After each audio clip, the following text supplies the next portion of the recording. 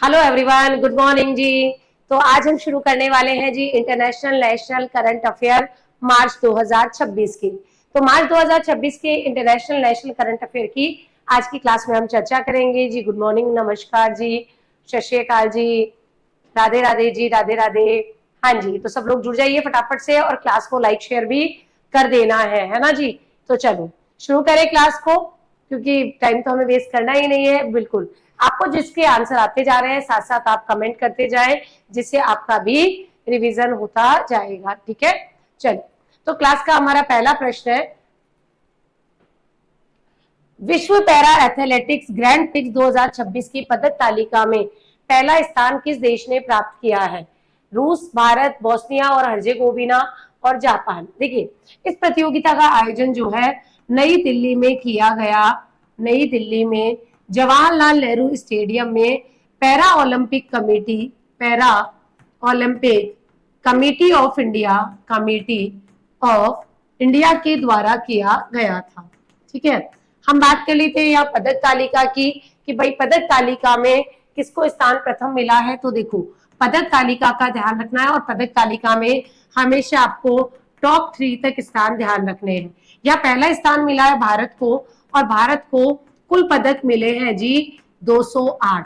208 पदक भारत ने प्राप्त करके यहाँ पर पहला स्थान प्राप्त किया है। इसका अगर हम देखें कि कुल पदक में गोल्ड कितने हैं, सिल्वर कितने हैं, ब्रॉन्ज कितने हैं, तो यहाँ पर गोल्ड जो पदक है वो कितने हैं, तो ध्यान रखना 75। यहाँ पर सिल्वर कितने हैं 69 और ब्रॉन्ज कितने हैं 64 है। ठीक है जी। फिर ध्यान रखना दूसरा स्थान किसका मिला है, तो रूस को। और रूस ने कुल कितने पदक यहाँ पर प्राप्त किए हैं, तो रूस के द्वारा कुल 35 पदक प्राप्त किए हैं। तीसरा स्थान मिला है बोस्निया व हर्जेगोविना को। बोस्निया और हर्जेगोविना को, और इन्हें मात्र 3 पदक मिला है, और 3 पदक के साथ वही सही तीसरे स्थान पर ये बने हुए हैं। ठीक है, तो ये आपसे पूछा जा सकता है, तो ध्यान रखें सही आंसर है जी बी, भारत। अगला प्रश्न है, चर्चा में रहा खार्ग द्वीप किस खाड़ी में स्थित है? ओमान की खाड़ी, फारस की खाड़ी, अदन की खाड़ी, लाल सागर। देखिए, पहले तो आपको करंट अफेयर का सिलेबस भी पता होना चाहिए। आप में से मोस्ट ऑफ द स्टूडेंट को ये लगता है मैम करंट अफेयर का क्या सिलेबस है, करंट अफेयर तो जितना पढ़ लो उतना कम है। ठीक है, ऐसा नहीं है। आप जो भी एग्जाम की तैयारी कर रहे हैं, एग्जाम जो आपकी एग्जामिनेशन एजेंसी है, चाहे आरपीएससी हो चाहे अधीनस्थ बोर्ड हो, वो आपको करंट अफेयर का भी सिलेबस देते हैं। नियुक्ति पढ़नी, पुरस्कार है, स्थान है, प्रसिद्ध व्यक्तित्व है, निधन है, ठीक है, खेल है। तो क्या टॉपिक आपसे पूछा गया है उसकी सराउंडिंग में ही करंट अफेयर पूछे जाता है। ऐसा नहीं है कुछ भी पूछ लिया जाता है। तो इसलिए थोड़ा सा करंट अफेयर का सिलेबस भी देखें। करंट अफेयर आपके हर एग्जाम में बहुत इंपॉर्टेंट रोल प्ले करता है, और उसको पढ़ने से पहले कम से कम ये तो पता हो कि हमारा सिलेबस क्या है। अभी जो सिचुएशन चल रही है, ईरान, इजराइल और अमेरिका, जो सारी चीजें चल रही है, ऐसी स्थिति में भाई एक द्वीप बहुत चर्चा में है, खार्ग द्वीप। ये खार्ग द्वीप जो है वो ईरान के बुश शहर में के प्रांत के तट से थोड़ा सा दूर है। तो कहां पर है ये, ईरान के बुश शहर के। ठीक है, तो ईरान के जो बुश शहर है उसके शहर के तट के पास है। ठीक है, तो तट के पास है, ये लगभग 25 से 30 किलोमीटर दूरी पर है, और ईरान के कच्चे तेल के निर्यात के लिए यहाँ पर एक महत्वपूर्ण टर्मिनल के रूप में भी ये काम करता है। बहुत इंपॉर्टेंट द्वीप है, और ये जो द्वीप है वो उत्तरी फारस की खाड़ी में स्थित है। और अगर हम बोले ईरान का 90% से लेके लगभग 90% जो आपका तेल है, कच्चा तेल है, कच्चे तेल का निर्यात यहीं से किया जाता है। तो अभी काफी चर्चा में है, और ये जो है फारस की खाड़ी में है, और फारस मतलब उत्तरी फारस की खाड़ी में भी, उत्तरी फारस की खाड़ी में ये द्वीप स्थित है। लगातार ये चर्चा में बना हुआ है, और हाल ही में जो है इजराइल द्वारा सैन्य लक्ष्य के रूप में इस द्वीप को टारगेट किया जा रहा है। तो अभी खार्ग आइलैंड जो है पर्शियन गल्फ में है, और ये ईरान का बहुत ही इंपॉर्टेंट ऑयल एक्सपोर्ट हब है। ये अपने को ध्यान रखना है। तो ऐसे प्रश्न जो आपके स्थान वाला टॉपिक है करंट अफेयर का, उसमें से पूछे जाते हैं। अगला प्रश्न है, भारत का पहला पोर्ट जिसने डिजिटल ट्विंस टेक्निक लॉन्च की है?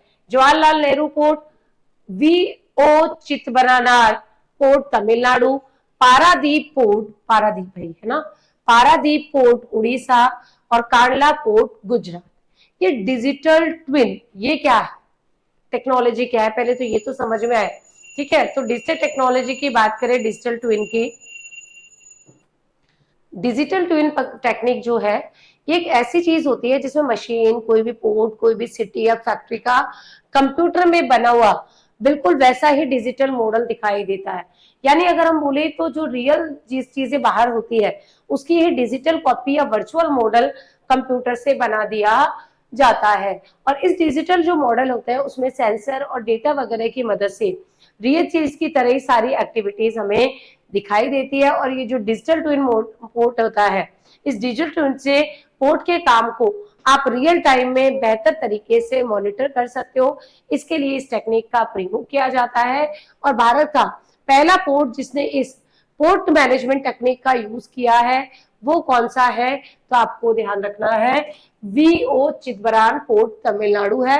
वैसे देखो मैंने समझा दिया है, लेकिन आपको तो ये ध्यान रखना है कि पहला पोर्ट कौन सा है जो कि डिजिटल ट्विन टेक्निक पर संचालित हो रहा है।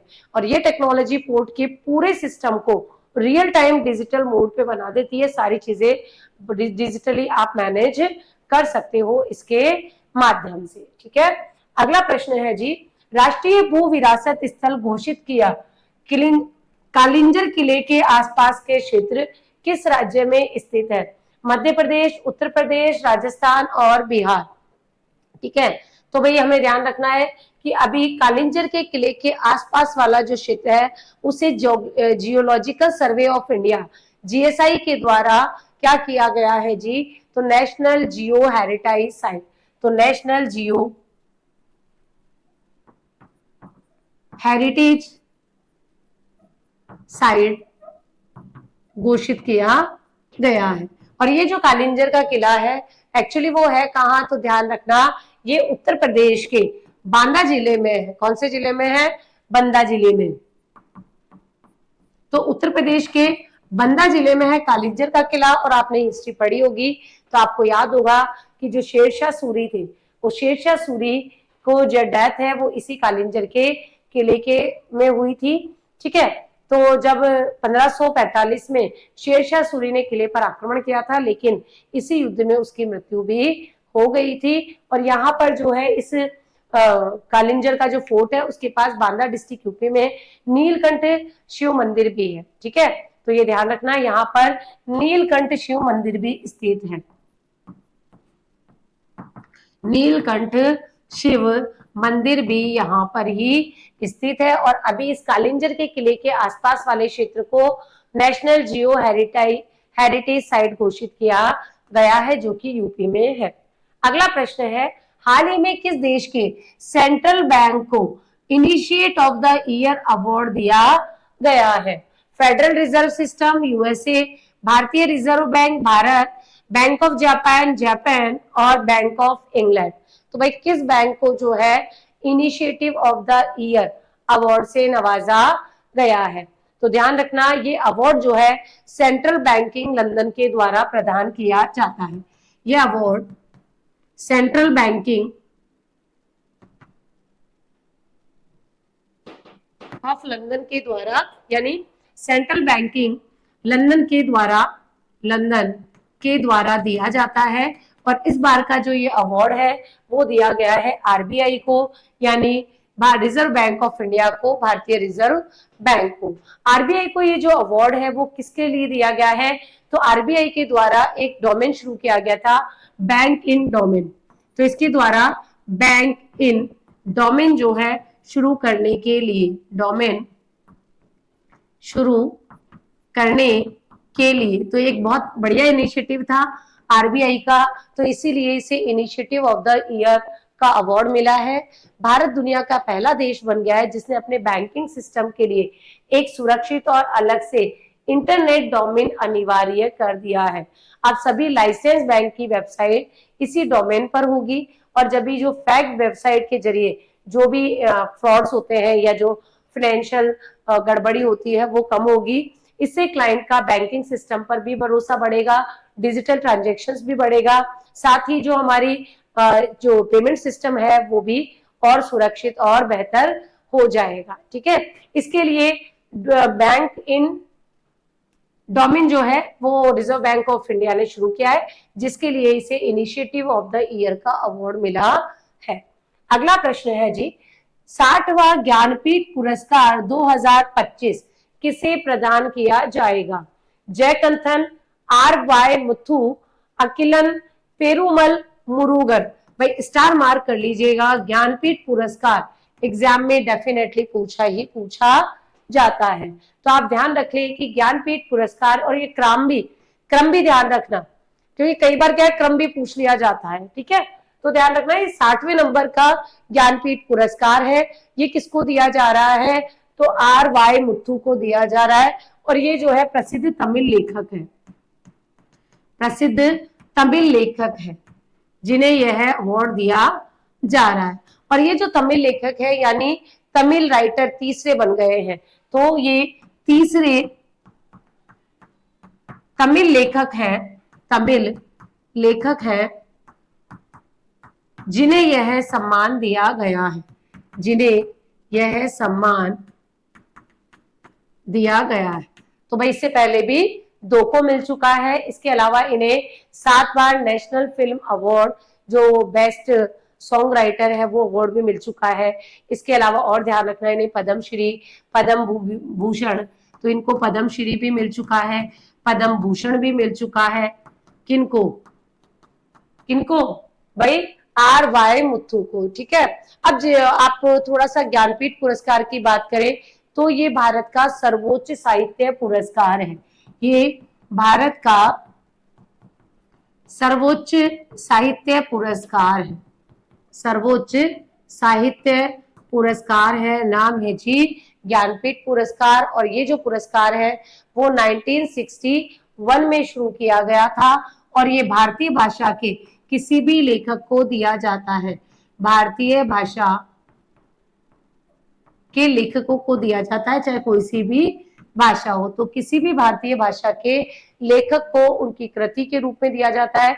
इस अवार्ड के तहत 11 लाख रुपए, सरस्वती जी की प्रतिमा और सम्मान पत्र जो है भेंट किया जाता है। पिछली बार वाला जो मिला था वो विनोद कुमार शुक्ला को मिला था, है ना, तो याद रखना 59 भी पूछ ले तो ये मिला था विनोद कुमार शुक्ला, और विनोद कुमार शुक्ल को जो मिला था वो किसके लिए मिला था जी? हिंदी के लिए। ठीक है, तो ये अपने को ध्यान रखना है। ये पुरस्कार अभी इस साल किसको मिला है? तो ध्यान रखना, ये जो पुरस्कार है वो मिला है आर वाई मुथु को, जो कि तमिल लेखक है। वेरी इंपॉर्टेंट प्रश्न है, पूछा जा सकता है। ठीक है, तो बी करेक्ट आंसर।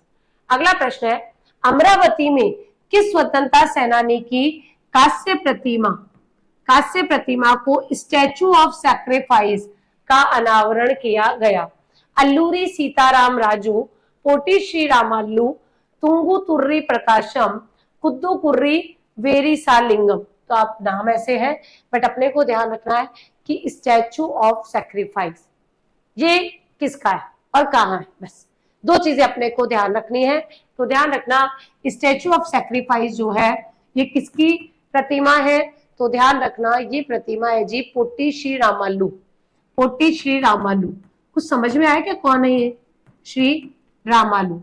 और ये जो है, जब हमने बात की थी राज्यों के पुनर्गठन की, तो इन्हीं के प्रयासों से आंध्र प्रदेश को पहला राज्य बनाया गया था भाषा के आधार पर। ठीक है, तो ये ध्यान रखना, पोटी श्री रामालू की है, और इसको 16 मार्च 2026 को अनावरित किया गया। कहाँ? अमरावती में, अमरावती में। तो statue of liberty, statue of peace, statue of sacrifice, ये सारे स्टैचूज ध्यान रख लेना, ये पूछा जा सकता है। ये जो मूर्ति है वो 58 फुट की कांस्य प्रतिमा है, कांस्य प्रतिमा है, जो कि कितनी है? 58 फुट की ये प्रतिमा है। और ये जो श्री रामालू जी है ये स्वतंत्रता सैनानी और गांधी कार्यकर्ता है। इन्हीं के प्रयासों से जो है वो आंध्र प्रदेश का पहली बार गठन हुआ था 1953 1993 में, ठीक है, इनकी डेथ भी हो गई थी, तो बी सही आंसर है। भारत के 94th और पूर्वोत्तर भारत के पहले शतरंज ग्रैंड मास्टर कौन बने हैं? Arjun Erigaisi, R Praggnanandhaa, Mayank Chakravarthy, D Gukesh. देखिए हर बार शतरंज ग्रैंड मास्टर बनते हैं और इनसे प्रश्न भी पूछे जाते हैं। तो 94th नंबर के, या हम बोले पूर्वोत्तर भारत के पहले बने हैं जी मयंक चक्रवर्ती। और मयंक चक्रवर्ती भारत के क्रम में तो 94th है, ठीक है, लेकिन हम बोले कि असम या पूरे नॉर्थ ईस्ट के ये पहले ग्रैंड मास्टर बने हैं, ठीक है जी। इनकी अगर हम बात करें तो इनका संबंध कहां से है? आसाम से। तो भाई ये आसाम से या असम से हैं और मात्र 16 साल के, मात्र 16 वर्ष के हैं और ये 94th ग्रैंड मास्टर बन चुके हैं। इससे पहले वाले भी ध्यान रखना, इसके पहले वाले हैं आरव डेंगला। तो 93 कौन से थे? आरव डेंगला, आरव डेंगला। देखो इसमें आप ना राजेश इस तरीके के नाम नहीं सुनेंगे, सुनील अंकित, क्योंकि ज्यादातर उधर के ही बनते हैं, तो साउथ वाले लोग ही। तो ध्यान रखना 94th वाले कौन थे? आरव डेंगला बने थे। चेस प्लेयर है आरव डेंगला। आरव डेंगला का जो संबंध है वो मुंबई से है, मुंबई से है, और इनकी उम्र भी मात्र 17 वर्ष की, ठीक है। तो 17 वर्ष की जो है इनकी उम्र है। इससे पहले 92 जो बने थे वो बने थे आर्यन वर्षे, और 91 बने थे जी राहुल वीएस, और ये सब हम ऑलरेडी पढ़ चुके हैं पिछली क्लासेस में। तो मयंक चक्रवर्ती 94th है और पूर्वोत्तर के या असम के पहले शतरंज ग्रैंड मास्टर बन चुके हैं। अगला प्रश्न है, वर्ल्ड हैप्पीनेस सूचकांक 2026 में भारत की रैंक क्या है? स्टार मार्क कर ले, ठीक है। World happiness index, world happiness index यानी वैश्विक खुशहाली सूचकांक, वैश्विक खुशहाली सूचकांक, सूचकांक 2026, ठीक है। तो वैश्विक खुशहाली सूचकांक 2026 ये किसके द्वारा जारी किया जाता है? तो ध्यान रखना यूएसएसडीएसएन, तो यूएनएसडीएसएन के द्वारा। बोले मैम ये क्या है? तो ध्यान रखना ये है जी United Nation sustainable development and solution network. तो sustainable development and solution network, and solution network, solution network के द्वारा ये रिपोर्ट जारी की जाती है। और इसमें एक वार्षिक रिपोर्ट है, जो वार्षिक रिपोर्ट है जिसमें सभी देशों में खुशहाली के स्तर का मापन किया जाता है, खुशहाली के स्तर का मापन किया जाता है, ठीक है जी, इसके माध्यम से। और आपको ध्यान रखना है कि इस बार कितने देश शामिल हुए थे? तो टोटल जो देश थे वो आपको ध्यान रखना है 147। तो कुल देश थे 147। मैं हमेशा बोलती हूँ पदक तालिका में प्रथम द्वितीय तृतीय, ठीक है। तो 3 शीर्ष देश अपने को ध्यान रखने हैं, एक प्रथम, द्वितीय और तृतीय। पहले स्थान पर कौन है? फिनलैंड, ठीक है। तो पहले स्थान पर कौन है जी? फिनलैंड है, और फिनलैंड लगातार जो है इस स्थान पर बना हुआ है। दूसरा आइसलैंड, और तीसरा है जी डेनमार्क, आइसलैंड और तीसरा है जी डेनमार्क, ठीक है। तो 3 हमें टॉप वाले ध्यान रखने ही रखने हैं। अंतिम रैंक जरूर ध्यान रखना। अंतिम स्थान किसका है? तो अंतिम स्थान है जी अफगानिस्तान का, अफगानिस्तान का। आरएस, ईओआरओ, पीएसआई, इनमें यहाँ से स्टेटमेंट वाले प्रश्न मिलेंगे। तो यहाँ पर इनके पड़ोसी देशों की स्थिति भी ध्यान रखना। जैसे चीन है, तो चीन की स्थिति क्या है? 65। नेपाल ध्यान रखना 99, नेपाल की कितनी रैंक है इसमें? 99 रैंक है। पाकिस्तान की 104, तो पाकिस्तान की कितनी है? 104 रैंक है। जबकि श्रीलंका की 134 है, बांग्लादेश की 127 है। तो फिर सबसे पहली जो रिपोर्ट है 2012 में प्रस्तुत की गई थी। अगर हम भारत की रैंक की बात करें तो भारत की रैंक कितनी है? 116। तो भारत का स्थान है जी 116। वेरी वेरी इंपॉर्टेंट प्रश्न है, पूछा जाएगा किसी ना किसी एग्जाम में, ठीक है। तो भाई फिनलैंड लगातार 9 बार से सबसे खुशहाल देश है। तो भैया ये 9वीं बार, देख लो अब कितना खुश है फिनलैंड। हम तो यहाँ पर भी इंडिया में भी खुश है जो 116 स्थान पे है। तो सोचो फिनलैंड के जो सिटीजन्स होंगे वो कितना खुश होंगे। तो हर साल ये रिपोर्ट जारी की जाती है, एसडीएसएन के द्वारा जारी की जाती है और ये प्रश्न पूछा जाता है, काफी इंपॉर्टेंट प्रश्न है। तो वेरी वेरी इंपॉर्टेंट प्रश्न है, स्पेशली पीएसआई, ईओआरओ और आपके आरएस प्री, इन सारे एग्जाम्स के लिए। अगला प्रश्न है जी, बीसीसीआई नमन अवार्ड्स 2026 में सर्वश्रेष्ठ अंतरराष्ट्रीय क्रिकेट पुरुष पॉली उमरिक अवार्ड किस खिलाड़ी को दिया गया? रोहित शर्मा, शुभमन गिल, विराट कोहली, केएल राहुल। तो बीसीसीआई द्वारा नमन अवार्ड्स दिए गए और इस नमन अवार्ड में भारतीय व घरेलू क्रिकेट में एक्सीलेंस परफॉर्मेंस वाले प्लेयर्स को जो है सम्मानित किया जाता है। तो ध्यान रखना, इसमें भारतीय व घरेलू स्तर पर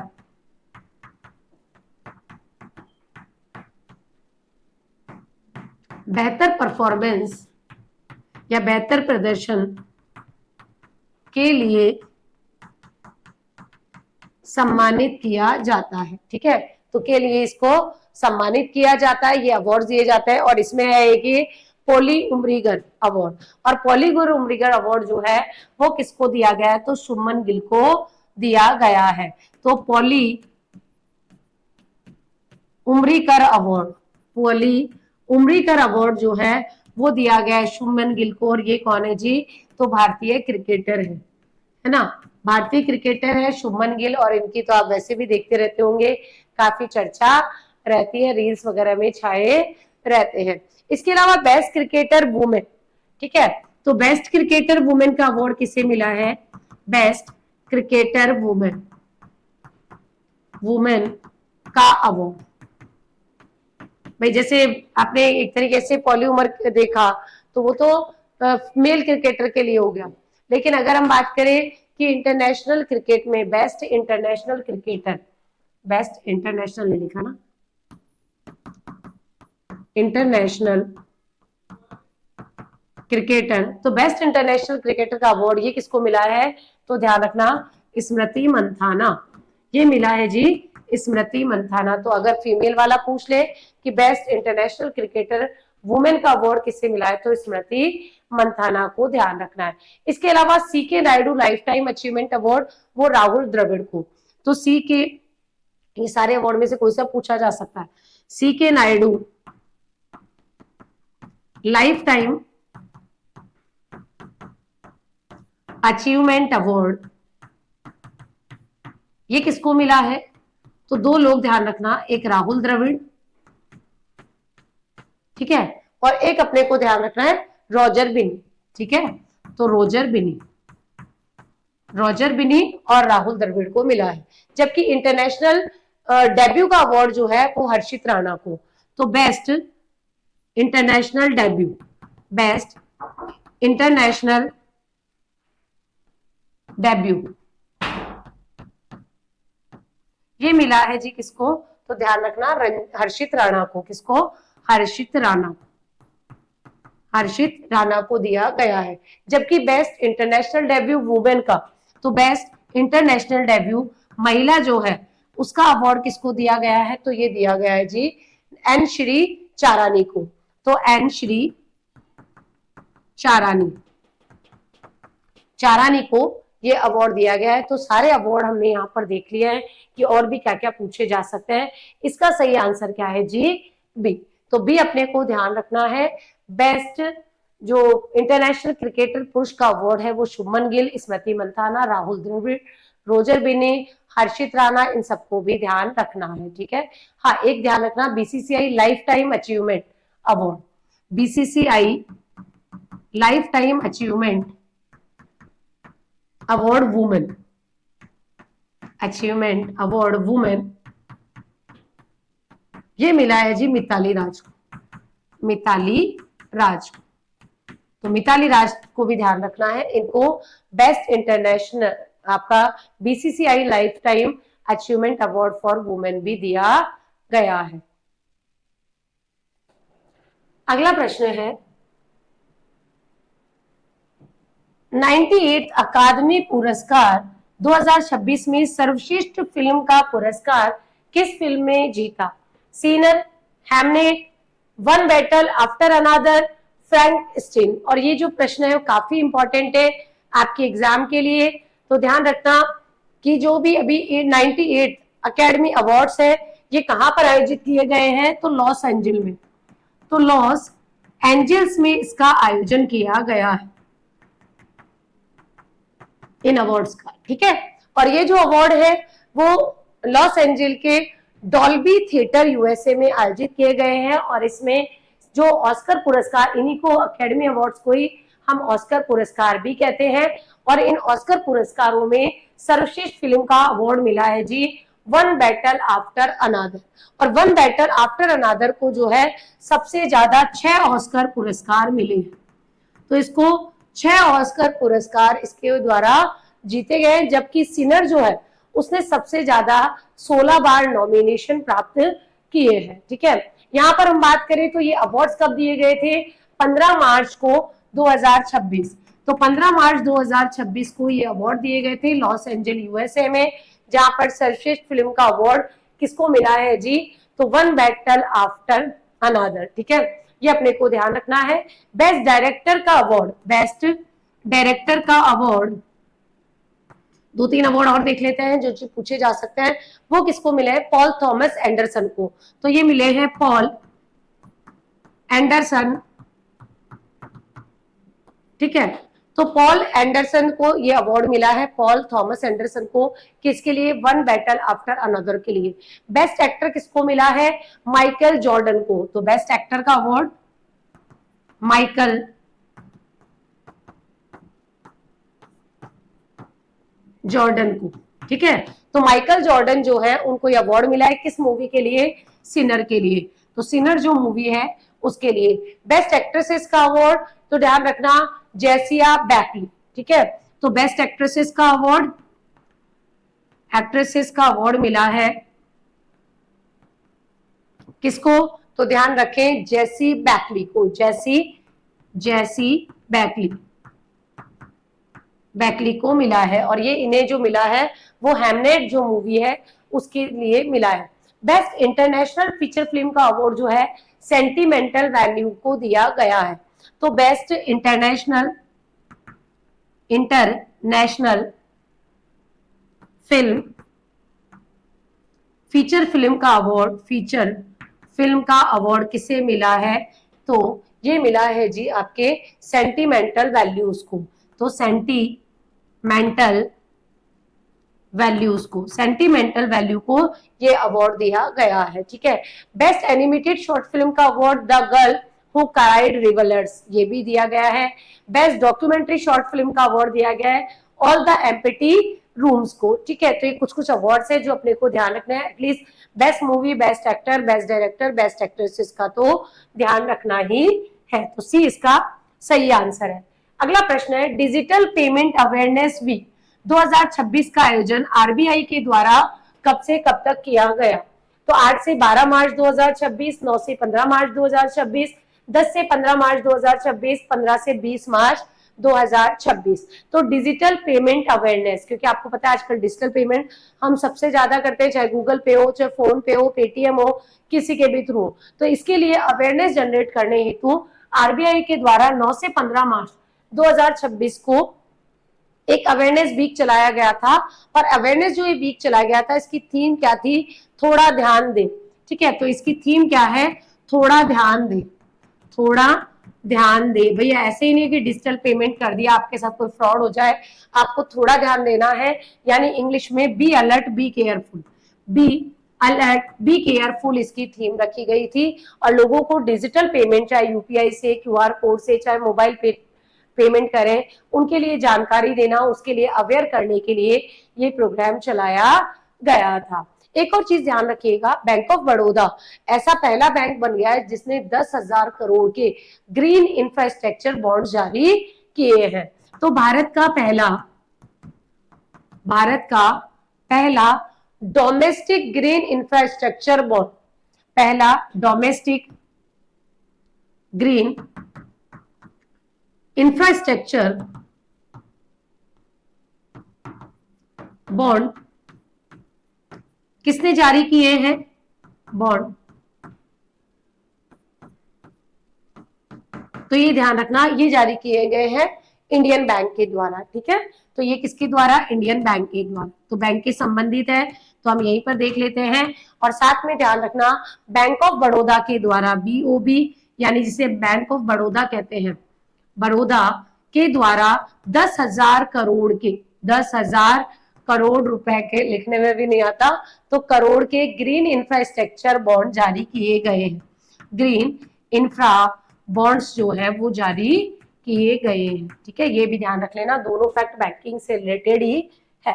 अगला प्रश्न है, किस देश के राष्ट्रीय दिवस समारोह में भारतीय नौसेना के INS त्रिकंद युद्धपोत ने भाग लिया था? Seychelles, Maldives, Mauritius, Sri Lanka. Technology का एक बहुत बढ़िया प्रश्न है, तो ध्यान रखें कि इंडियन नेवी का जो युद्धपोत है INS त्रिकंद, उसने जो है मॉरिशस के 58 जो नंबर का नेशनल डे था, यानी राष्ट्रीय दिवस के, राष्ट्रीय दिवस समारोह में भाग लिया था, में भाग लिया है, ठीक। तो आपको ध्यान रखना है जी कि INS त्रिकंद मॉरिशस के 58वें राष्ट्रीय दिवस के समारोह में भाग लेने गए थे, और ये वहां का एक पोर्ट है, पोर्ट लुइस। पोर्ट लुइस पहुंचा था ये त्रिकंद युद्धपोत कब? 12 मार्च को। तो 12 मार्च को 2026 को त्रिकंद जो है पोर्ट लुइस, जो कि मॉरिशस का एक पोर्ट है, वहां पर पहुंचे थे, जिससे इंडिया और मॉरिशस के बीच में सामुद्रिक सहयोग और जो संबंध है वो काफी अच्छे हो पाए। अगर हम त्रिकंद की बात करें तो ये भारतीय नौसेना का युद्धपोत है, तो ये ध्यान रखना, ये भारतीय नौसेना का एक युद्धपोत है, या आप कह सकते हो स्टील्थ फ्रिगेट है, ठीक है। क्या है जी? स्टील्थ फ्रिगेट है, फ्रिगेट है। तो स्टील्थ फ्रिगेट है, और ये जो है तलवार क्लास का आधुनिक जहाज है, जो कि 2013 में भारतीय नौसेना में शामिल किया गया था। ये जहाज BrahMos missile, air defence missile, या जो टारपीडोज होते हैं, जो हेलीकॉप्टर होते हैं, इनसे लैस है, और इसको यहाँ पर यूज किया गया था। तो सही आंसर क्या है जी? सी, मॉरिशस। अगला प्रश्न है, नीति आयोग के द्वारा जारी राजकोषीय स्वास्थ्य सूचकांक 2026 में किस राज्य ने शीर्ष स्थान प्राप्त किया है? गोवा, झारखंड, उड़ीसा और गुजरात। नीति आयोग हमारे सिलेबस का पार्ट है, और नीति आयोग में आपके उसके द्वारा जारी किए गए जो महत्वपूर्ण सूचकांक है वो यहाँ पूछे जाते हैं। तो नीति आयोग के द्वारा ये अभी राजकीय स्वास्थ्य सूचकांक, जिसे हम कहते हैं फिजिकल हेल्थ इंडेक्स, ये जारी किया गया है नीति आयोग के द्वारा। तो ये भी पूछा जा सकता है, और ये इसका दूसरा संस्करण है। कौन सा संस्करण है जी? दूसरा, यानी दूसरी बार इसे जारी किया गया है। इस संस्करण में बात करें तो इसे जो नीति आयोग के वाइस चेयरमैन है सुमन के बेरी, उनके द्वारा जारी किया गया। वर्ष 2023-24 में जो हम बात करें तो टॉप परफॉर्मर पहले स्थान पर कौन रहा है? उड़ीसा। तो प्रथम स्थान किसने प्राप्त किया है? उड़ीसा ने। प्रथम स्थान है जी उड़ीसा का। उड़ीसा ने इस सूचकांक में जो है कुल 73.1 स्कोर प्राप्त किया है, और उसके साथ ही ये पहले स्थान पर यहाँ पर रहा है। इसका उद्देश्य क्या है कि भाई जो फाइनेंशियल गवर्नेंस है किसी भी राज्य की, उसमें सुधार या जो उसकी आर्थिक स्थिरता है उसको बनाए रखने के लिए इस रिपोर्ट में भारत के 18 प्रमुख राज्यों को वैल्यूएट किया जाता है। इसमें 4 अलग अलग कैटेगरीज होती हैं। जैसे बात करें शीर्ष प्रदर्शनकर्ता राज्य कौन सा है, फ्रंट रनर कौन है, परफॉर्मर कौन है, एस्पिरेशनल कौन है। तो उड़ीसा जो है पहले स्थान पर है, और ध्यान रखना दूसरा स्थान किसने प्राप्त किया है? गोवा ने। तो दूसरा स्थान है गोवा का, और इसी इंडेक्स में तीसरे स्थान पर रहा है जी झारखंड। ठीक है, हाँ, गोवा और झारखंड जो है वो एक साथ जो आपको ध्यान रखना है कौन से, तो जो गोवा जो है आपका दूसरे नंबर पर है, और झारखंड जो है तीसरे स्थान पर है। तीसरे स्थान पर कौन है जी? झारखंड। यहाँ पर इनका स्कोर नहीं भी याद रखोगे, लेकिन पहले का स्कोर अपने को ध्यान रखना है। तो उड़ीसा, गोवा, झारखंड 3 जो है टॉप स्टेट है इसके अकॉर्डिंग। जबकि नॉर्थ ईस्ट की जो हमारे पूर्वोत्तर वाले राज्य हैं और जो हिमालयन स्टेट्स हैं उनकी अलग से यहाँ पर रैंकिंग की गई है। तो पूर्वोत्तर में और हिमालयी राज्यों में अगर हम बात करें तो पूर्वोत्तर व हिमालयी राज्यों में स्थिति क्या है, तो यहां पर भी 3 अपने को ध्यान रखना है, first, second and third. First स्थान पर कौन सा है, तो अरुणाचल प्रदेश। यहाँ पर अरुणाचल प्रदेश पहले स्थान पर है। दूसरे स्थान पर कौन सा है जी, उत्तराखंड, क्योंकि उत्तराखंड हिमालयी राज्य में आता है। और तीसरा स्थान किसको मिला है, तो त्रिपुरा को मिला है। तो ये पूरा इंडेक्स हमें पता होना चाहिए। यहाँ से प्रश्न अगर पूछा जाता है तो पहले स्थान पर है जी सी, उड़ीसा, करेक्ट आंसर। अगला प्रश्न है, सुप्रीम कोर्ट ने निष्क्रिय इच्छा मृत्यु, ठीक है, को संविधान के किस आर्टिकल के अंतर्गत मौलिक अधिकार माना है। देखिए ये जो प्रश्न है अभी काफी चर्चा में था, सोशल मीडिया पर भी आपने देखा होगा इसके बारे में। तो सुप्रीम कोर्ट ने पहली बार एक व्यक्ति को पैसिव यूथेनेशिया की अनुमति दी। तो सुप्रीम कोर्ट ने पहली बार पैसिव यूथेनेशिया की अनुमति यहां पर दी है, ठीक है। तो पैसिव यूथेनेशिया, और पैसिव यूथेनेशिया क्या होता है, तो ध्यान रखना, निष्क्रिय मृत्यु, यूथेनेशिया की अनुमति दी है। और ये केस काफी अभी वायरल हो रहा था। और ये एक याचिका थी, 32 साल के एक व्यक्ति थे, हरीश राणा, उनके मामले में दिया गया था, क्योंकि वो 13 सालों से एक तरीके से कोमा जैसी स्थिति में थे। तो यहाँ पर जस्टिस जेबी पार्डीवाला और जस्टिस केवी स्वामीनाथन जो थे, उनके द्वारा बोला गया कि भाई उनका जो सपोर्ट सिस्टम है, ठीक है, उसको हटा दिया जाए, विड्रॉल कर दिया जाए। उसके बाद वो जितने भी समय तक जीवित रहे उसको आप, क्योंकि वो मृत्यु के समान ही है जो उनकी स्थिति है, इसलिए सुप्रीम कोर्ट ने ये डिसीजन दिया था। तो इन्होंने कहा था कि हर व्यक्ति को जब गरिमापूर्ण जीवन का अधिकार है तो व्यक्ति को गरिमापूर्ण मरने का भी अधिकार है। और ये अधिकार एक मौलिक अधिकार है व्यक्ति का, जिसे कि अनुच्छेद 21 का भाग माना गया है। तो गरिमापूर्ण मरने के अधिकार को अधिकार 21 के तहत शामिल किया गया है, ठीक। अगला प्रश्न, Meta life time achievement award 2026 किसे मिलेगा।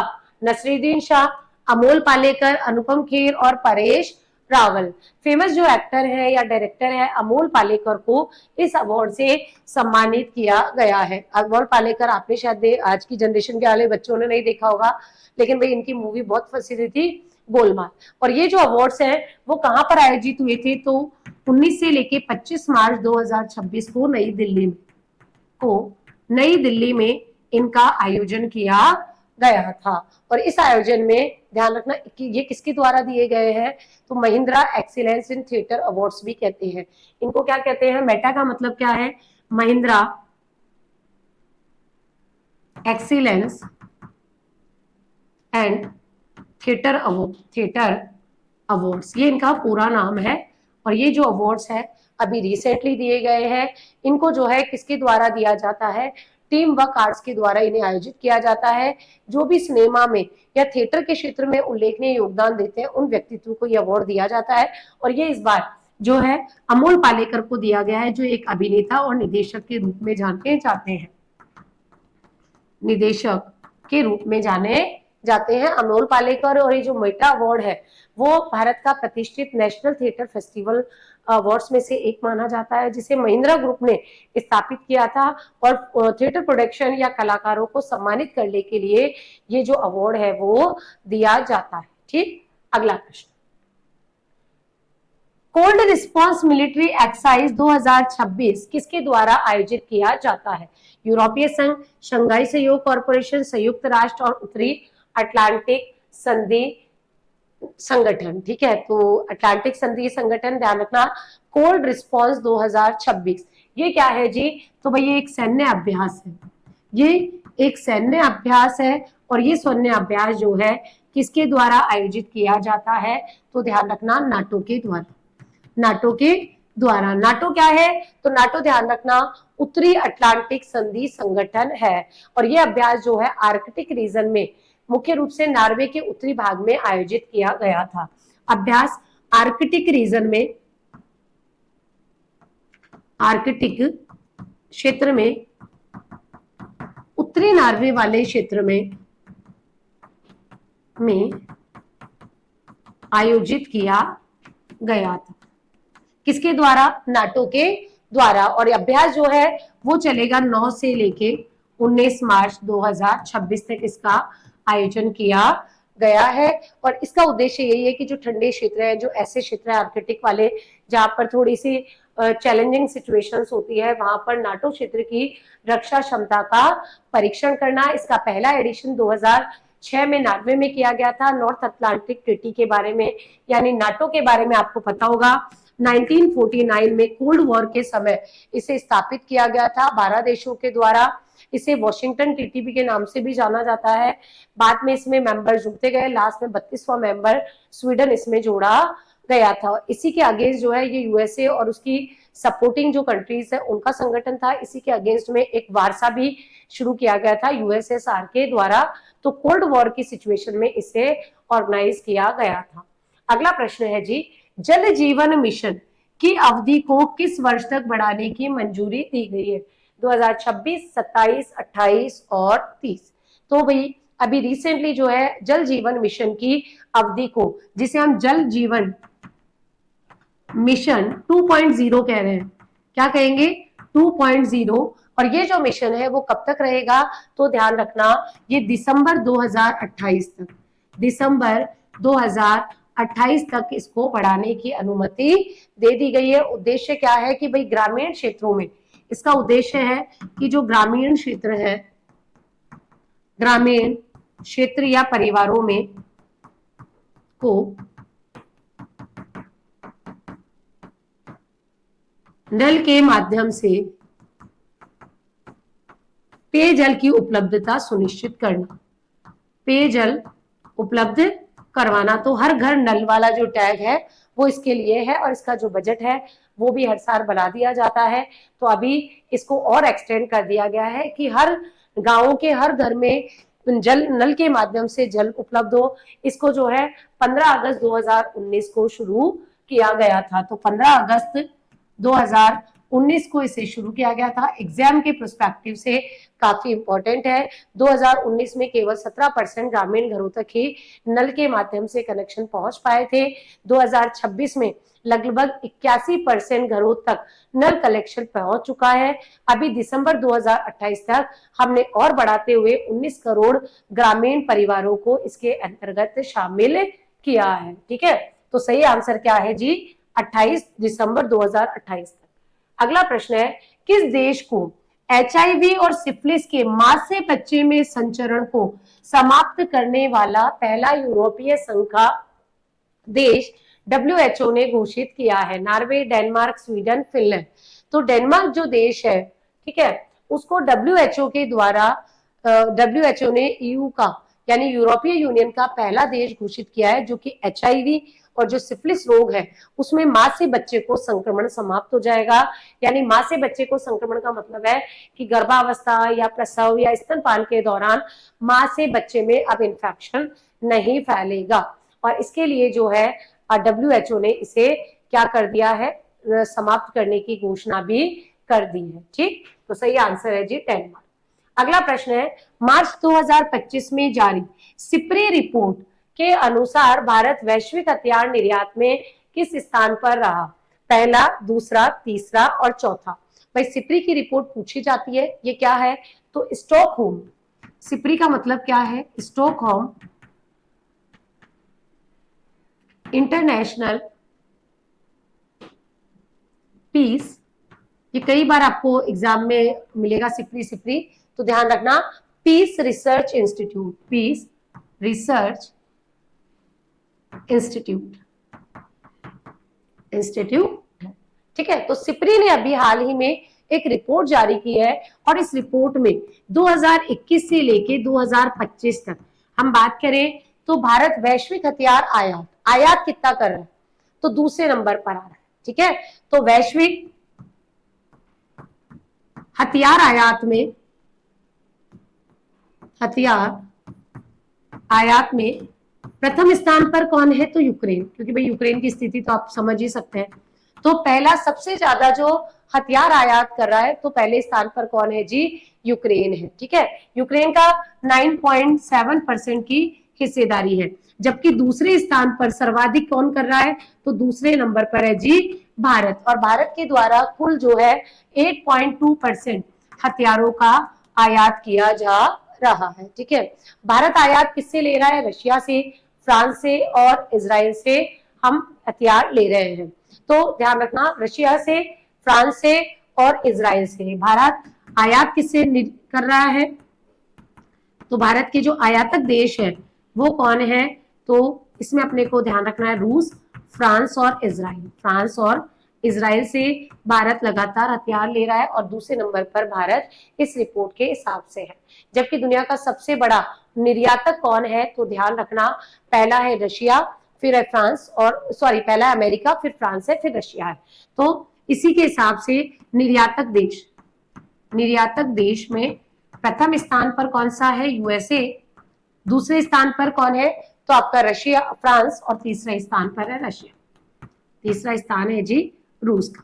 तो आयातक और निर्यातक, और ये रिपोर्ट जो है सिप्री के द्वारा जारी की गई है, तो भारत दूसरा स्थान रखता है।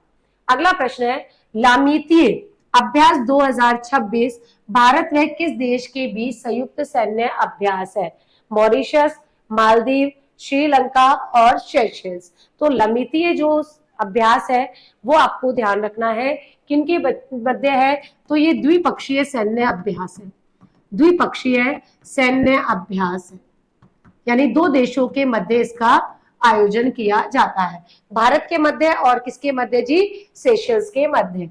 तो भारत और सेशल्स के मध्य, सेशल्स के मध्य। ये इसका कौन सा संस्करण है, तो ये इसका 11वां संस्करण है, और 11वें संस्करण का जो आयोजन है वो किया गया था जी 9 मार्च से लेके 20 मार्च तक। तो 9 मार्च से लेके 20 मार्च 2026 को सेशल्स में इसका आयोजन किया गया, सेशल्स में इसका आयोजन किया गया। ज्यादातर यही पूछा जाता है कि आयोजन कहाँ हुआ और किन देशों के बीच होता है। उद्देश्य वही है कि जो डिफेंस एकेडमी है, ये वहां पर सेशल्स डिफेंस एकेडमी के द्वारा आयोजित किया गया था कि जो अर्ध शहरी क्षेत्र है उनमें जो है शांति बनाए रखना, इवन हमारा जो इंडियन ओशन है, रीजन क्षेत्र है, उसमें भी समुद्री सहयोग बनाए रखना। पहली बार 2001 में इसकी शुरुआत की गई थी। तो सही आंसर है जी सेशल्स। अगला प्रश्न है, आईसीसी T20 विश्व कप 2026 के फाइनल मैच में मैन ऑफ द मैच का खिताब किसने जीता है, विराट कोहली, जसप्रीत बुमराह, हार्दिक पांड्या, संजू सैमसन। भाई जब हमने T20 वर्ल्ड कप जीता था ना, तो दिवाली जैसा माहौल लग रहा था भारत में, तो है ना, और ये मैच हमने जीता था। तो ये अपने को ध्यान रखना है कि यहाँ पर हमने जो है मैच जीता है, और इसके विजेता कौन है, भारत। यहाँ पर हम बात करें उप विजेता, तो भारत ने किसको हराया था इसमें, तो उप विजेता टीम कौन थी जी, न्यूजीलैंड। तो न्यूजीलैंड और भारत के बीच में फाइनल मैच आयोजित किया गया था, एकदम बढ़िया धमाकेदार मैच था। और इसमें जो है प्लेयर ऑफ द मैच किसने जीता है, तो प्लेयर ऑफ द मैच या मैन ऑफ द मैच किसने जीता है, जसप्रीत बुमराह ने। तो जसप्रीत बुमराह जो है उन्होंने क्या जीता है, तो ध्यान रखना player of the match, player of the match या मैन ऑफ द मैच का खिताब इनके द्वारा ही जीता गया है। दोनों अपने को ध्यान रखना है। इन्होंने 4 विकेट लिए हैं 15 रन देकर, ठीक है। जबकि हम बात करें प्लेयर ऑफ द टूर्नामेंट कौन बना है, तो संजू सैमसन। तो संजू सैमसन जो है player of the tournament,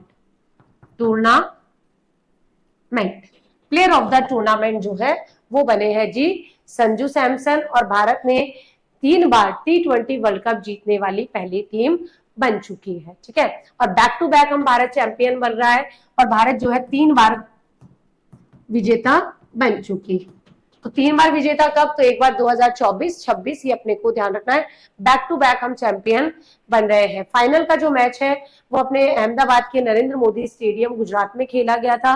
Bharat ने पहले बल्लेबाजी की, और यहाँ पर जो है भारत के द्वारा 255 रन बनाए गए थे। कितने विकेट खोकर, 5 विकेट खोकर। जबकि न्यूजीलैंड की बात करें तो न्यूजीलैंड जो है कुल 159 पर रन पर ही ऑल आउट हो गई थी, ठीक है। 159 रन पर ही पूरी टीम आउट हो गई थी और ये हमारे लिए बहुत ही एक गर्व का क्षण था। तो ये हमने जब जीता था तो एकदम मस्त माहौल बन गया था दिवाली जैसा। तो जसप्रीत बुमराह को ध्यान रखना, संजू सैमसन को ध्यान रखना। अगला प्रश्न, भारत में किस नाम से इंफ्रास्ट्रक्चर इनोवेशन सेंटर आईबीएम ने लॉन्च किया है? Ganga innovation centre, Sangam infrastructure innovation centre, Saraswati technology, Brahmaputra AI centre. तो आईबीएम ने अपना पहला जो इंफ्रास्ट्रक्चर इनोवेशन सेंटर है वो भारत में लॉन्च किया है। ठीक है, तो कहां पर? संगम इंफ्रास्ट्रक्चर इनोवेशन सेंटर के नाम से, और ये जो है बेंगलुरु में India system development lab campus में स्थापित किया जाएगा। तो बेंगलुरु का जो आपका इंडिया सिस्टम डेवलपमेंट लैब है, इंडिया सिस्टम डेवलपमेंट लैब परिसर में स्थापित किया जाना है। तो ये एक तरीके से इंजीनियरिंग और टेक्नोलॉजी हब होगा। आईबीएम के जो एक्सपर्ट्स हैं, जो अदर कंपनीज के एक्सपर्ट्स हैं, वो एआई या जो एडवांस टेक्नोलॉजी होती है उस पर यहाँ पर काम करेंगे, क्लाउड इंफ्रास्ट्रक्चर पर काम करेंगे, जिसके लिए ये सेंटर स्थापित किया गया है। तो सही आंसर है जी बी। अगला प्रश्न है, जनगणना 2027 के लिए 2 शुभंकर लॉन्च किए गए हैं, उनका नाम क्या है? प्रगति और विकास। तो प्रगति और विकास, शक्ति, शक्तिमान, नारी और नागरिक, संकल्प और समृद्धि। तो ये जनगणना, अभी ये इंपॉर्टेंट है प्रश्न, ध्यान रखना। और अभी जो हमारे गृह मंत्री हैं अमित शाह के द्वारा इसे लॉन्च किया गया है। 4 डिजिटल टूल और 2 मस्कट लॉन्च किए गए हैं। किसके द्वारा लॉन्च किए गए थे? तो शुभंकर जो है वो 2 हैं, एक महिला है और एक पुरुष है। 2 शुभंकर लॉन्च किए गए हैं जनगणना 2027 के लिए। महिला कौन है? तो प्रगति। तो महिला तो करेगी प्रगति और पुरुष का होगा जी विकास। ये 2 शुभंकर हैं, विकास और प्रगति। ये दोनों 2047 तक विकसित भारत के लक्ष्य में महिला पुरुष की समान भागीदारी को बताते हैं। और ये किसके द्वारा? तो सी डैक के द्वारा विकसित किया गया है। ये सी डैक के द्वारा विकसित किए गए शुभंकर है। सी डैक क्या है? तो यह है centre for development of advance computing. और सेंसेक्स 2027 भारत की पहली पूरी तरीके से डिजिटल सेंसेक्स होगी। तो ये जो है भारत की पहली पूर्णतः डिजिटल जनगणना होने वाली है। और भैया जैसे इसके डेटा आएंगे ना तो सारे अपने को पढ़ने होंगे। तो ध्यान रखना यहाँ पर कौन है? प्रगति और विकास इसके शुभंकर है। अगला प्रश्न, कोनो राष्ट्रीय उद्यान में 9 चीतों को, बीतों को नहीं भाई, चीतों को है कि भाई टीम ऐसे कर देती है, चीतों को किस देश से लाया गया है?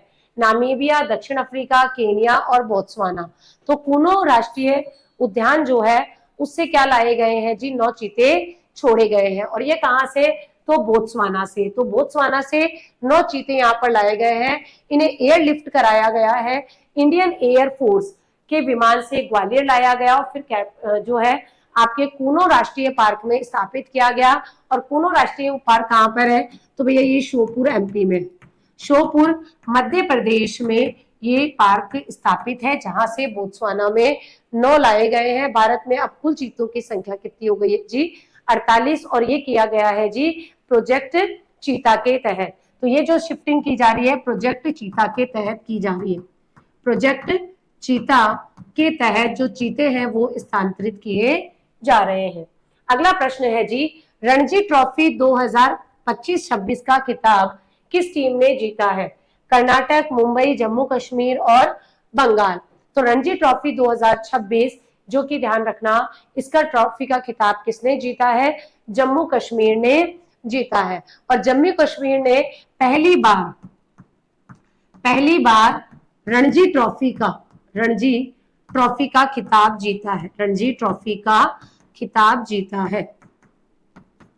खिताब भी रणजी ट्रॉफी का यही जो पहली बार जम्मू कश्मीर ने जीता है। फाइनल में 8 बार की चैंपियन। इसमें ध्यान रखना उप विजेता कौन बनी है? तो विजेता तो बनी है जम्मू कश्मीर, विजेता है जी जम्मू एंड कश्मीर, जम्मू कश्मीर इसमें विजेता है, जबकि उप विजेता टीम है जी कर्नाटक। उप विजेता टीम कौन सी है? कर्नाटक, और विजेता टीम बनी है जम्मू कश्मीर, जो कि पहली बार रणजी ट्रॉफी में जो है विनर बनी है।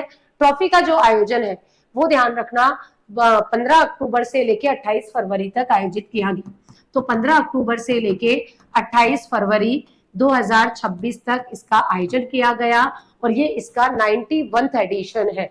तो भाई 91वां संस्करण है रणजी ट्रॉफी का, ये अपने को ध्यान रखना है। इसका आयोजन जो है final match KSCA stadium Hubli Karnataka में आयोजित किया गया था।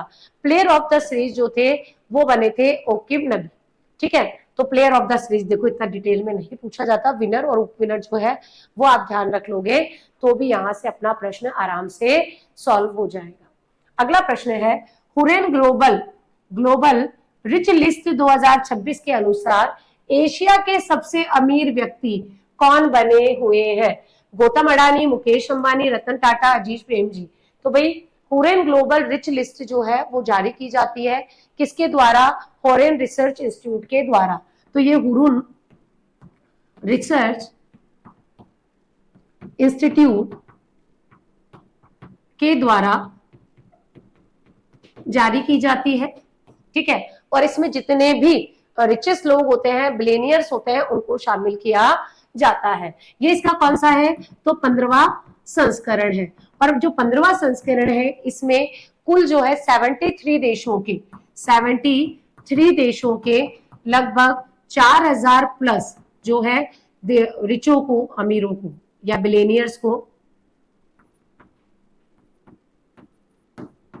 बिलियनियर्स को शामिल किया गया है। और इसमें एशिया में नंबर 1 कौन रहे हैं? तो एशिया में मुकेश अंबानी जो है नंबर 1 रहे हैं, और इनकी कुल संपत्ति कितनी है? तो भाई ध्यान रखना 9.8 लाख करोड़, 9.8 लाख करोड़ की कुल संपत्ति है जी मुकेश अंबानी के पास, और ये पहले नंबर पर आ गए हैं, ठीक है। भारत की अगर बात करें तो 308 बिलियनियर्स हमारे यहाँ पर है, और भारत जो है, भारत बिलियनियर्स की संख्या में तीसरे स्थान पर है, तीसरे स्थान पर है, और कुल 308 हमारे यहाँ बिलियनियर्स है। सबसे ज्यादा यूएसए में है, फिर चाइना में है, और तीसरे नंबर पर इंडिया के, ठीक। तो सही आंसर है मुकेश अंबानी। अगला प्रश्न है, हर साल अंतर्राष्ट्रीय महिला दिवस कब मनाया जाता है? 5 मार्च, 10 मार्च, 8 मार्च, 12 मार्च। तो 8 मार्च को हर साल हम मनाते हैं जी अंतर्राष्ट्रीय महिला दिवस, यानी इंटरनेशनल वुमेन्स डे। और ये किस लिए बनाया जाता है? कि महिलाओं की जो समानता है, महिला समानता, उनके अधिकार, उनके जो अधिकार है, उनकी जो समानता है, और उनके सशक्तिकरण को बढ़ावा देने के लिए, सशक्तिकरण को बढ़ावा देने के लिए ये बनाया जाता है हर साल 8 मार्च को, ठीक है। इस बार की थीम ध्यान रखना, right justice action for all women and girls, ठीक है। थीम पूछी जा सकती है तो थीम इंग्लिश में याद रखनी है। तो right justice action, right justice action for, अभी इंडिया के कॉन्टेक्स्ट में नहीं है, for all womens and girls, for all womens and girls, ठीक। ये इसकी थीम है। पहली बार जो ये बनाया गया था वो 2011 में ऑस्ट्रिया, डेनमार्क, जर्मनी और स्विट्जरलैंड में बनाया गया था। बाद में क्यों? क्योंकि 18 मार्च 2017 को रूसी महिलाओं के हड़ताल के बाद वुमेन्स डे की तारीख बदलकर फिर 8 मार्च कर दी गई थी।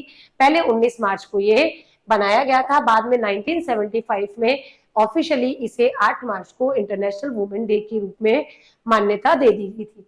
एक डे और याद रख लेना, तो है वो है विश्व क्षय रोग, विश्व क्षय रोग या टीबी रोग, विश्व क्षय या टीबी दिवस, ठीक है। तो विश्व टीबी या क्षय दिवस कब मनाया जाता है? तो ये ध्यान रखना, हर साल 24 मार्च को मनाया जाता है।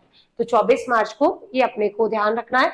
और ये जो है टीबी के जो बैक्टीरिया था माइक्रोबैक्टीरियम ट्यूबरक्लोसिस, उसकी खोज की थी रॉबर्ट कोच ने, उन्हीं की याद में WHO के द्वारा बनाया गया है 1982 में पहली बार। ठीक, तो सही आंसर है 8 मार्च। अगला प्रश्न है, किस नदी पर भारत के पहले नदी आधारित प्रकाश स्तंभ बनाए जा रहे हैं? गंगा, नर्मदा, गोदावरी और ब्रह्मपुत्र।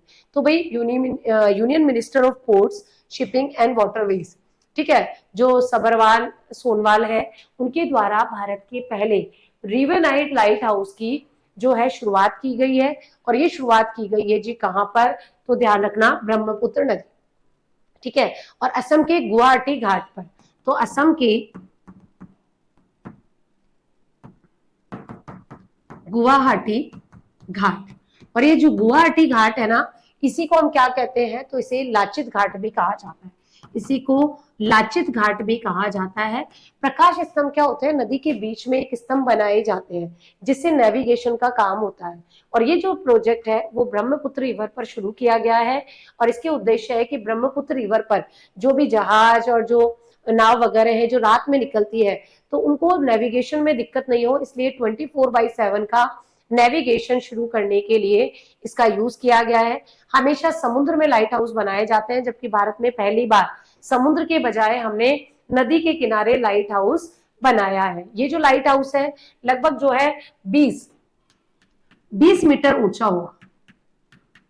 इसकी ऊंचाई कितनी होगी? तो 20 मीटर ये ऊंचा होगा, और दिन राशनी जो है रात में भी जहाजों को नेविगेशन करवा पाएगी, उनको रास्ता वगैरह दिखा पाएगी। अगला प्रश्न है जी, टाइम पत्रिका द्वारा वुमेन ऑफ द ईयर 2026 सूची में किस भारतीय महिला को शामिल किया गया है?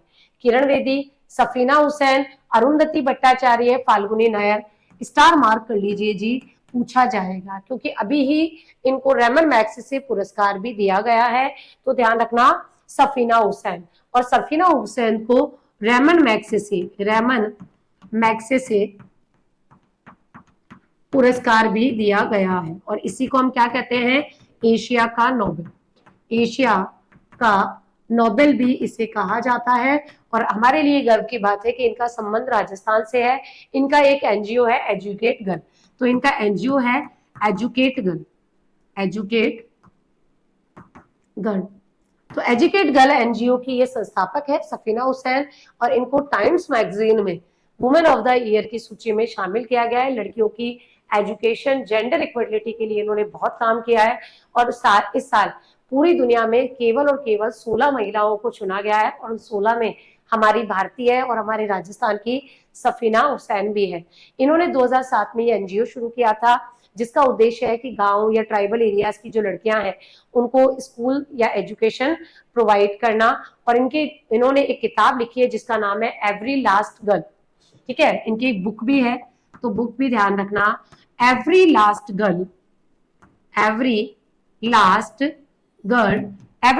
Girl a journey of educate India, ठीक है, a journey of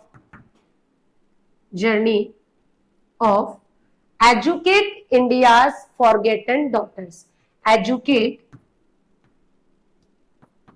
India's forgotten daughters. तो महिला एजुकेशन के लिए, और इनकी बुक का नाम भी ध्यान रखना। तो भाई हमारी जो सफीना हुसैन है, उन्हें टाइम मैगजीन से वुमेन ऑफ द ईयर का अवार्ड मिला है, बहुत इंपॉर्टेंट है, पूछा जा सकता है। विश्व व्यापार संगठन का 14वां मंत्रिमंडलीय सम्मेलन कहाँ आयोजित किया जा रहा है? Nairobi Kenya, Yaounde Cameroon, Geneva Switzerland, Paris France. तो विश्व व्यापार संगठन का यानी WTO का हर साल एक मंत्रिमंडलीय संगठन या जो कॉन्फ्रेंस है वो आयोजित की जाती है। ये कौन सा है? इसका 14वां सम्मेलन है। ये जो 14वां सम्मेलन है ये 26 से लेके 29 मार्च 2026 को आयोजित किया गया है। कहां पर? कैमरून में, ठीक है। और कैमरून की राजधानी है याओंडे कैमरून अफ्रीका में इसका। और RS वाले बच्चे विशेष रूप से ध्यान रखें, क्योंकि IR में इस पूरे टॉपिक को आपको पढ़ना होगा। 4 दिन की एक कॉन्फ्रेंस है। WTO और इसमें भारत की तरफ से हमारे जो आपके संघीय वाणिज्य मंत्री हैं पीयूष गोयल जी, उन्होंने भाग लिया था। इसमें वही जो WTO में रिफॉर्म्स होते हैं या जो भी समस्याएं हैं, चाहे सब्सिडीज को लेकर या जो आपकी कृषि सब्सिडीज है उनको लेके, वहां के ट्रेड मिनिस्टर जो है इसमें शामिल होते हैं। WTO एक ऐसा संगठन है जो पूरे दुनिया के देशों में व्यापार के नियम बनाता है और उनमें सॉल्यूशन कराता है। पहले गेट के रूप में स्थापित किया गया था। ये अपने को ध्यान रखना है, इतना अपने करंट के लिए, लेकिन RS वाले बच्चे से थोड़ा विशेष रूप से पढ़े। एक ध्यान रखना, अभी हाल ही में G7 समिट का भी आयोजन होगा। G7 समिट 2026 का भी आयोजन होने वाला है और ये जो आयोजन है इसकी मेजबानी कौन कर रहा है, तो इसकी मेजबानी करेगा जी फ्रांस। फ्रांस में इसका आयोजन होगा, ये भी पूछा जा सकता है कब, तो 15 से 17 जून 15 से 17 जून 2026 को G7 का सम्मेलन होगा और इसमें जो है भारत इसका सदस्य नहीं है, फिर भी भारत को इसे इनवाइटेड पार्टनर कंट्री के रूप में भाग लेगा और भारत के नरेंद्र मोदी जी जो है इसमें भाग लेने वाले हैं। तो सही आंसर है याओंडे कैमरून। अगला प्रश्न है, ऑपरेशन ऊर्जा सुरक्षा किसके द्वारा शुरू किया गया है? भारतीय नौसेना, भारतीय वायुसेना, भारतीय सेना, कोस्ट गार्ड?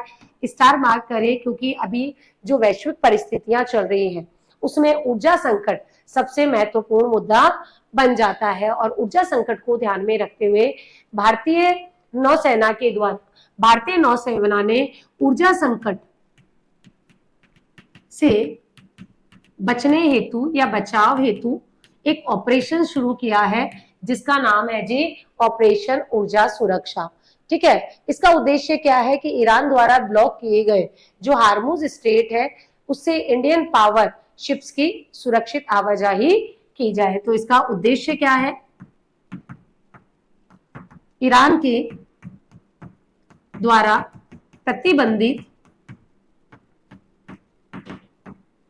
हार्मुज संधि, ठीक है, जहां से जो तेल के जहाज वगैरह आते हैं, से भारतीय ऊर्जा जहाजों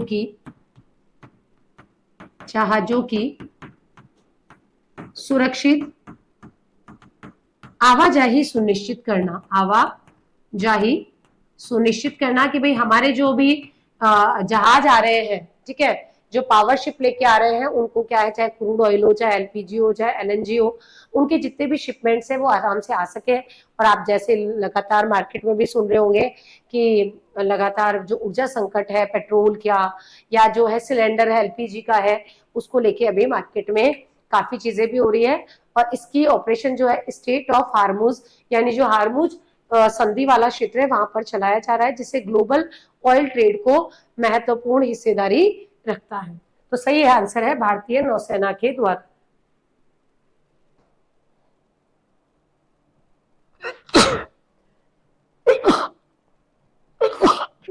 सॉरी जी।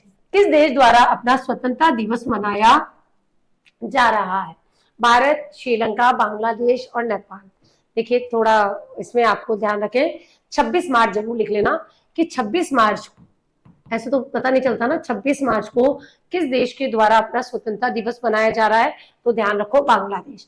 ये इसलिए भी हमें ध्यान रखना है कि बांग्लादेश अपना जो इंडिपेंडेंस डे है वो कब मनाता है? 26 मार्च को। ये इसका 96 स्वतंत्रता दिवस है, स्वतंत्रता दिवस है। और बांग्लादेश की स्थापना में हमारा बहुत बड़ा रोल है। 1971 में जो है बांग्लादेश अलग से एक देश के रूप में स्थापित हुआ था, ठीक है।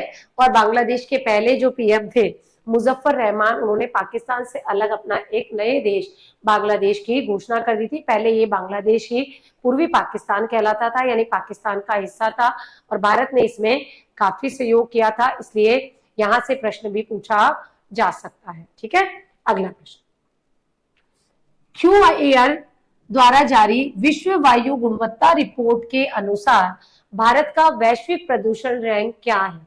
3rd, 4th, 6th, 8th। ठीक है, तो स्विस फर्म है, एक स्विस संस्था है, नाम है जी QAir। QAir के द्वारा जारी सूचकांक है,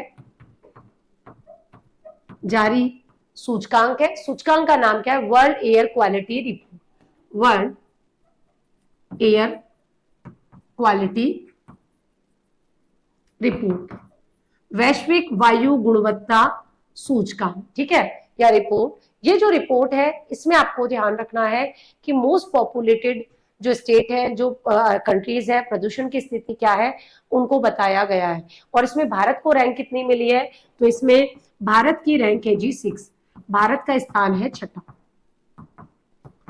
छठवां स्थान जो है भारत का है, जबकि पिछली बार हमारा स्थान जो है 5वां था। भारत जो है दुनिया का छठा जो सबसे प्रदूषित देश बन गया है।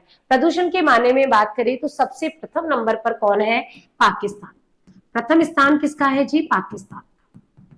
तो पाकिस्तान मोस्ट पॉपुलेटेड स्टेट मतलब कंट्री है विश्व का, ये अपने को ध्यान रखना है। ये मोस्ट पॉल्यूटेड कंट्रीज बन गया है दुनिया का पहले नंबर का। और जो ये आपका पोल्यूशन है वो PM5 के स्तर पर कैलकुलेट किया जाता है। जबकि ध्यान रखना दुनिया का सबसे प्रदूषित शहर कौन सा है? तो दुनिया का सबसे प्रदूषित शहर, प्रदूषित शहर, और प्रदूषित शहर की बात करें सबसे तो वो है लोनी उत्तर प्रदेश। कौन सा है? लोनी उत्तर प्रदेश। तो लोनी उत्तर प्रदेश जो है वो दुनिया का सबसे प्रदूषित शहर है, ठीक है जी। अगर हम बात करें कि दुनिया की सबसे प्रदूषित राजधानी कौन सी है, अगर राजधानी पूछे तो नई दिल्ली। राजधानी कौन सी है जी? नई दिल्ली। तो देश है पाकिस्तान, शहर है लोनी यूपी, और राजधानी है जी नई दिल्ली, जो लगातार अब जो है नंबर 1 पर बनी हुई है। इसी तरीके से ध्यान रखना सबसे स्वच्छ शहर पूछ ले तो वो है जी साउथ अफ्रीका का नियो वार्डविले, ठीक है। तो सबसे स्वच्छ शहर, स्वच्छ शहर ये आप ध्यान रखिए कौन सा है? न्यू वार्डविले, न्यू वार्डविले, ये साउथ अफ्रीका में है, दक्षिण अफ्रीका में। न्यू वार्डविले। पॉपुलेशन की पॉल्यूशन की स्थिति की बात करें कि सबसे पॉल्यूटेड कंट्रीज कौन सी है, तो पॉल्यूटेड कंट्री में सबसे पहले तो ध्यान रखना है पाकिस्तान। पाकिस्तान के बाद दूसरा स्थान किसका है? बांग्लादेश। तो बांग्लादेश, तीसरा है तजाकिस्तान, तीसरा है जी तजाकिस्तान। और भारत का कौन सा स्थान है? छठा। भारत का स्थान है छठा। तो पाकिस्तान, बांग्लादेश और तजाकिस्तान, ठीक है। अगर हम बात करें पॉल्यूटेड सिटी, तो पॉल्यूटेड सिटी में आपने ध्यान रखना है एक तो है लोनी, लोनी जो कि उत्तर प्रदेश में है, पहले नंबर पर है। दूसरा होटान जो कि कहां पर है? चाइना में, ठीक है। और इसके अलावा एक है मेघालय में है बैरनियात, तो ये भी ध्यान रखना बैरनियात। तो तीनों अपने को ध्यान रखने हैं कौन कौन से शहर है। भारत का स्थान है छठा। अगला प्रश्न है 8वें राष्ट्रमंडल युवा खेल 2027 की मेजबानी किस देश के द्वारा की जाएगी? माल्टा, स्कॉटलैंड, ऑस्ट्रेलिया, इंग्लैंड। राष्ट्रमंडल युवा खेल, एक तो राष्ट्रमंडल खेल होता है जिसे हम कॉमनवेल्थ गेम्स कहते हैं, यह है कॉमनवेल्थ यूथ गेम्स, ठीक है। और कॉमनवेल्थ यूथ गेम्स जो है अभी अभी इसकी मेजबानी की घोषणा की गई है और ये मिली है माल्टा को, ठीक है। ये जो अगर हम बात करें कहां पर आयोजित होंगे तो माल्टा में, ये इसके 8वां संस्करण। कॉमनवेल्थ जो यूथ गेम्स है इसका 8वां संस्करण है, माल्टा और गोजो आइलैंड पर आयोजित किया जाएगा। तो माल्टा व गोजो द्वीप पर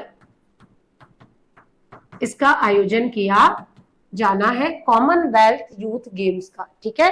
पिछली बार वाले जो थे वो त्रिनाद और टोबैको में हुए थे, जो कि एग्जाम में पूछे गए थे 2023 में। हर 4 साल में इसका आयोजन होता है। तो कॉमनवेल्थ युवा गेम्स हर 4 साल में इनका आयोजन होता है। पहली बात, इसमें कितने लोग खिलाड़ी भाग लेते हैं? तो इसमें 14 से लेके 18 वर्ष के युवा खिलाड़ी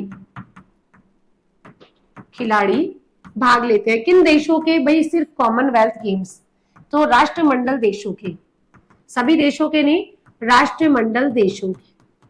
तो जो राष्ट्रमंडल देश है, भारत भी है, देशों के खिलाड़ी इसमें भाग लेते हैं 14 से 18 साल के। पहली बार 2000 में शुरू हुआ था।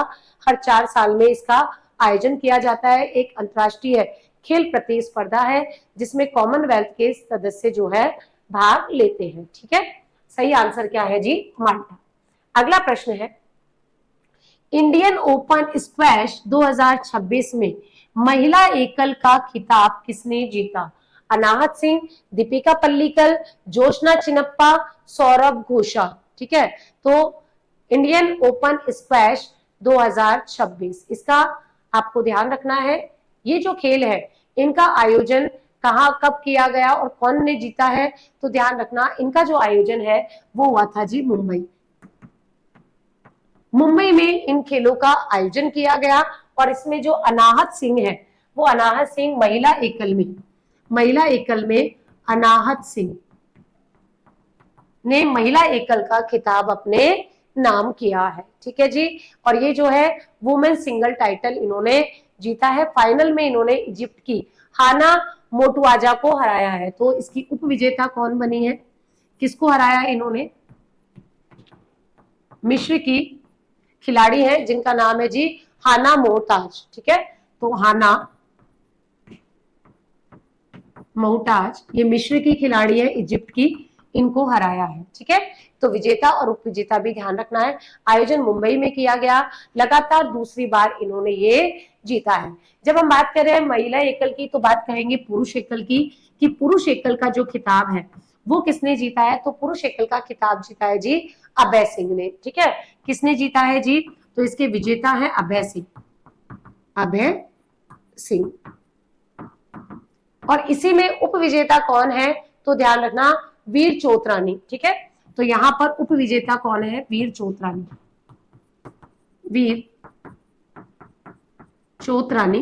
और वीर चोतरानी जो है वो इसमें उपविजेता बने हैं पुरुष वर्ग के एकल खिताब में। और इसका जो आयोजन है वो टूर्नामेंट प्रोफेशनल स्क्वैश एसोसिएशन के द्वारा किया जाता है। तो पुरुष एकल और महिला एकल दोनों अपने को ध्यान रखने हैं।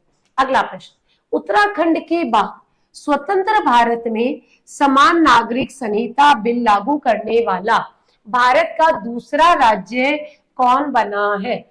महाराष्ट्र, गुजरात, उत्तर प्रदेश, मध्य प्रदेश। स्टार मार्क कर लो, डेफिनेटली पूछा जाएगा।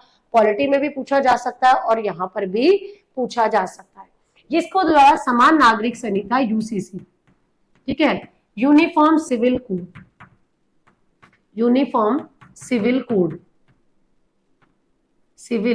कोड लागू करने वाला, और अनुच्छेद कौन सा है? तो 44। भारतीय संविधान के अनुच्छेद 44 में यूनिफॉर्म सिविल कोड की बात की गई है डीपीएसपी के तहत। इसके माध्यम से आपको ध्यान रखना है कि सब नागरिकों के लिए एक समान सिविल लॉज होने चाहिए, जिसका अनुच्छेद 44 में उल्लेख किया गया है। चाहे शादी हो, चाहे तलाक हो, चाहे प्रॉपर्टी के उत्तराधिकार हो, चाहे गोद लेने हो, इनके संबंध में अलग अलग धर्मों के अलग अलग कानून नहीं होने चाहिए, सभी का एक कानून होना चाहिए। और ये हमेशा एक चर्चा का मुद्दा रहता है। और अभी हाल ही में जो है स्वतंत्र भारत में इसे यूसीसी लागू करने वाला पहला जो राज्य बना था वो बना था जी उत्तराखंड। पहला राज्य कौन सा है? उत्तराखंड। अभी रिसेंटली जो है दूसरा राज्य बन गया है जी कौन सा? गुजरात। तो गुजरात में भी भाई अब चाहे हिंदू हो चाहे मुस्लिम हो, सबके लिए एक समान, या अदर कोई भी कम्युनिटी हो, सबके लिए एक ही लागू होंगे सिविल लॉज। तो गुजरात दूसरा बन गया है। हाँ, एक और बता दूं मैं आपको, उत्तराखंड ने 2024 में इसे पास किया था, जबकि गुजरात ने मार्च 2026 में इसे पास किया है। इससे पहले गोवा में ये ऑलरेडी ही लागू था। ठीक है, तो गोवा स्वतंत्रता के बाद नहीं था, आजादी से पहले गोवा में यूसीसी लागू था। तो गोवा तो पहले से ही लागू था, आजादी से पहले से ही, लेकिन अभी यहाँ पर हमने उत्तराखंड और दूसरा गुजरात ने भी अपने यहाँ यूसीसी लागू कर दिया है। अगला प्रश्न है, Karuna the power of compassion book के लेखक कौन है? अमर्त्य सेन, कैलाश सत्यार्थी, चेतन भगत, अरुंधति रॉय। स्टार मार्क कर लीजिए ऐसे प्रश्न, क्योंकि जो इसने लिखे हैं राइटर उसके पर्सपेक्टिव में पूछे जाते हैं। तो नोबेल प्राइज विनर है जी कैलाश सत्यार्थी इसकी लेखक है, जो खुद नोबेल पुरस्कार विजेता है। शांति का नोबेल पुरस्कार विजेता है, मलाला यूसुफजई के साथ इन्हें मिला था। ठीक है, इनके द्वारा ये बुक लिखी गई है, करुणा। वैसे ही कंपेशन का मतलब ही करुणा होता है, तो इनकी एक पुस्तक है Karuna the power of compassion. ठीक है, इस पुस्तक का विमोचन अभी किया गया और इसका विमोचन सूर्यकांत जियो है, जो कि हमारे चीफ जस्टिस ऑफ इंडिया है, उनके द्वारा किया गया। साथ ही पुडुचेरी की फॉर्मर लेफ्टिनेंट गवर्नर है किरण बेदी जी, उनकी मौजूदगी में हुआ। और इसमें करुणा को इन्होंने बहुत अच्छे से समझाया कि करुणा कोई कमजोरी नहीं है, बल्कि एक बहुत बड़ी ताकत है। और इनकी ये जो बुक है अपने को ध्यान रखनी है। जब बुक की बात करें तो एक और बुक ध्यान रखना, unlikely paradise. Unlikely paradise, paradise book. और ये जो बुक है वो इसके लेखक कौन है, तो यहां से भी प्रश्न अगर पूछा जाता है तो ध्यान रखना संजय राउत। ठीक है, संजय राउत इसके लेखक है। बुक का नाम है जी अनलाइकली पैराडाइज। मूल रूप से इन्होंने अपने जो जेल में रहे थे, तो उसके जो प्रसंग है उनको यहाँ पर लिखा है। ये एक पॉलिटिशियन है, राज्यसभा में भी नेता रह चुके हैं। इन्होंने अपनी जेल की कहानियों को इसमें आधार बनाया है। ठीक, ये अपने को ध्यान रखना है। अगला प्रश्न है, अंतरराष्ट्रीय क्रिकेट परिषद आईसीसी ने किसे फरवरी 2026 के लिए आईसीसी महिला प्लेयर ऑफ द मंथ चुना है? स्मृति मंथाना, एशली गार्डनर, अरुंधति रेड्डी, हर्षिता समर, वीर कमा। स्टार मार्क कर ले। देखो, ये जो आईसीसी है ना, इंटरनेशनल क्रिकेट काउंसिल, आईसीसी के द्वारा हर महीने के लिए, प्रत्येक मंथ के लिए, प्रत्येक माह के लिए प्लेयर ऑफ द मंथ चुना जाता है। और ये जो प्लेयर ऑफ द मंथ है, एक तो होता है महिला और एक होता है पुरुष। ये हर महीने के मैंने हर करंट में आपको पढ़ाए हैं, हर महीने के। तो प्लेयर ऑफ द मंथ जो है अभी फरवरी महीने के लिए वो किसे चुना गया है, तो महिला में फरवरी के लिए चुना गया है जी, किसको, तो ध्यान रखना अरुंधति रेड्डी को। किसको, अरुंधति रेड्डी। और ये सिर्फ भारत के नहीं चुने जाते, सबके। और अरुंधति रेड्डी कौन है, तो ये भारतीय महिला क्रिकेटर है, भारतीय महिला क्रिकेटर है। हो सकता है स्मृति मंथाना वगैरह आपने सुना हो, अरुंधति रेड्डी का नहीं सुना हो, लेकिन अरुंधति रेड्डी भारतीय महिला क्रिकेटर है जिन्हें player of the month women के लिए अवार्ड दिया गया है। ठीक है जी, इन्होंने जो भारत अभी ऑस्ट्रेलिया भारत की T20 सीरीज खेली गई थी उसमें अच्छी परफॉर्मेंस दी थी, उसके लिए ये इन्हें प्रदान किया गया। जबकि मेंस के लिए पाकिस्तान के जो ओपनर है साहिबजादा फरमान, उनको दिया गया है। तो पुरुष के लिए साहिबजादा फरमान को दिया गया है, फरमान को दिया गया है। ये पाकिस्तान के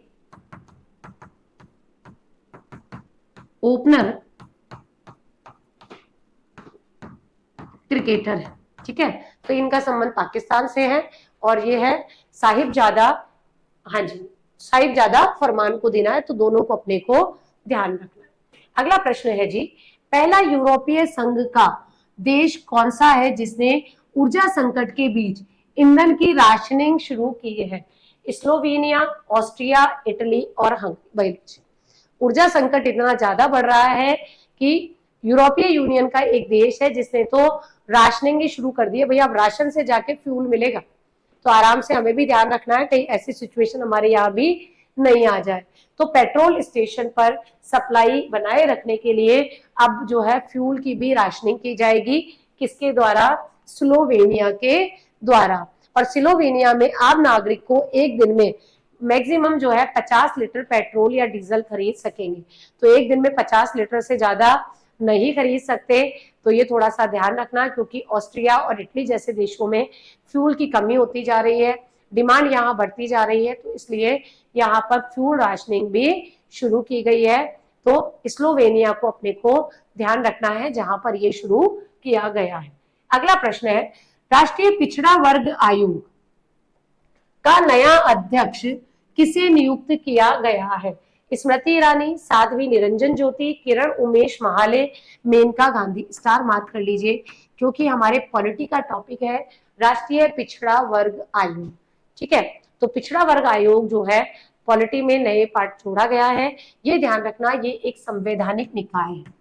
ये क्या है जी? एक संवैधानिक निकाय। संवैधानिक निकाय क्या होते हैं? जिनकी संविधान में उल्लेख किया गया है। और इसका उल्लेख किसमें है? तो अनुच्छेद 338 बी में किया गया है। पॉलिटी की क्लास में हमने बहुत डिटेल से इसे पढ़ा था। और इसके लिए जो है क्या किया गया था? 102 संविधान संशोधन अधिनियम, संविधान संशोधन एक्ट पारित किया गया था। तो 102 संविधान संशोधन अधिनियम के माध्यम से जो है इंडियन कॉन्स्टिट्यूशन के आर्टिकल 338 बी के तहत इसे राष्ट्रीय कमीशन फॉर बैकवर्ड क्लास यानी राष्ट्रीय पिछड़ा वर्ग आयोग को शामिल किया गया है। ये एक कॉन्स्टिट्यूशनल बॉडी है और इस कॉन्स्टिट्यूशनल बॉडी की जो स्थापना है वो कब की गई थी? तो इसकी स्थापना तो 1993 में की थी। तब ये कॉन्स्टिट्यूशनल बॉडी नहीं थी, अभी इसे कॉन्स्टिट्यूशनल बॉडी का भी दर्जा मिल गया है। अभी जो है रिसेंटली इसकी अध्यक्ष बनी है कौन? तो साध्वी निरंजन ज्योति जी को इसका अध्यक्ष बनाया गया है। और ये जो है किसका स्थान लेगी? तो ये पूर्व में जो अध्यक्ष रह चुकी हैं हंसराज गंगाराम अहिर की स्थान लेगी। तो ये हंसराज गंगाराम अहिर का स्थान लेगी। इनका कार्यकाल कितना होता है? 3 वर्ष का इनका कार्यकाल रहता है। ठीक है, तो ये इनके स्थान पर इनको साध्वी निरंजन ज्योति को जो है अध्यक्ष बनाया गया है राष्ट्रीय पिछड़ा वर्ग आयोग का। अपने पॉलिटी के हिसाब से भी इंपॉर्टेंट है और करंट के पर्सपेक्टिव से दोनों अपने को ध्यान रखना है। तो सही आंसर है साध्वी निरंजन ज्योति। अगला प्रश्न, एबल पुरस्कार 2026 किसे दिया गया? पियरे लुई लांस को, एंड्रयू वाइल्स को, मसाकी काशिवारा को, गर्ड फॉल्टिगस को।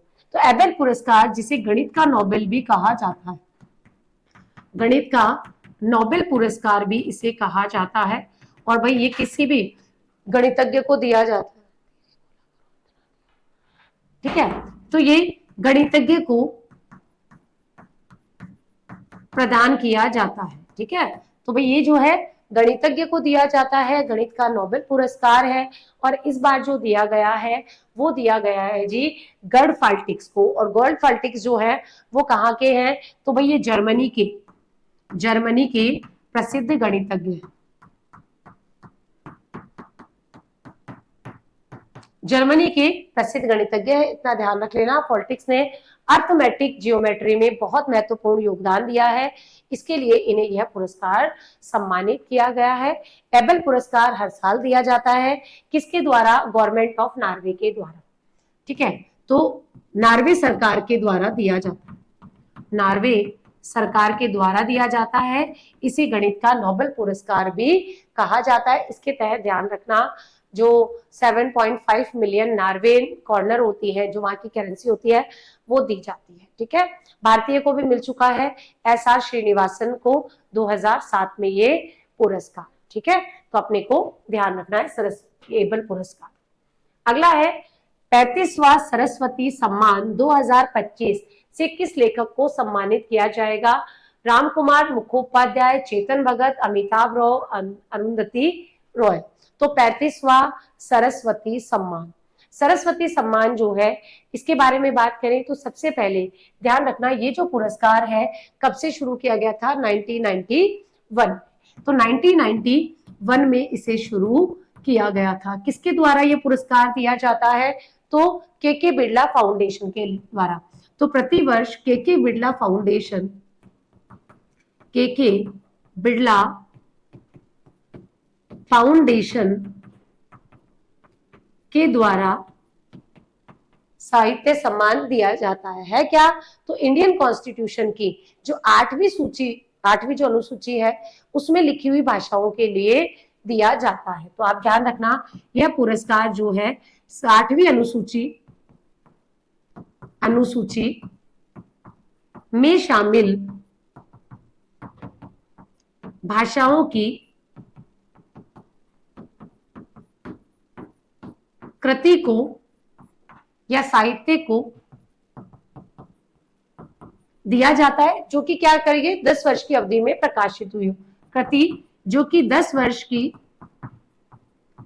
अवधि में प्रकाशित हो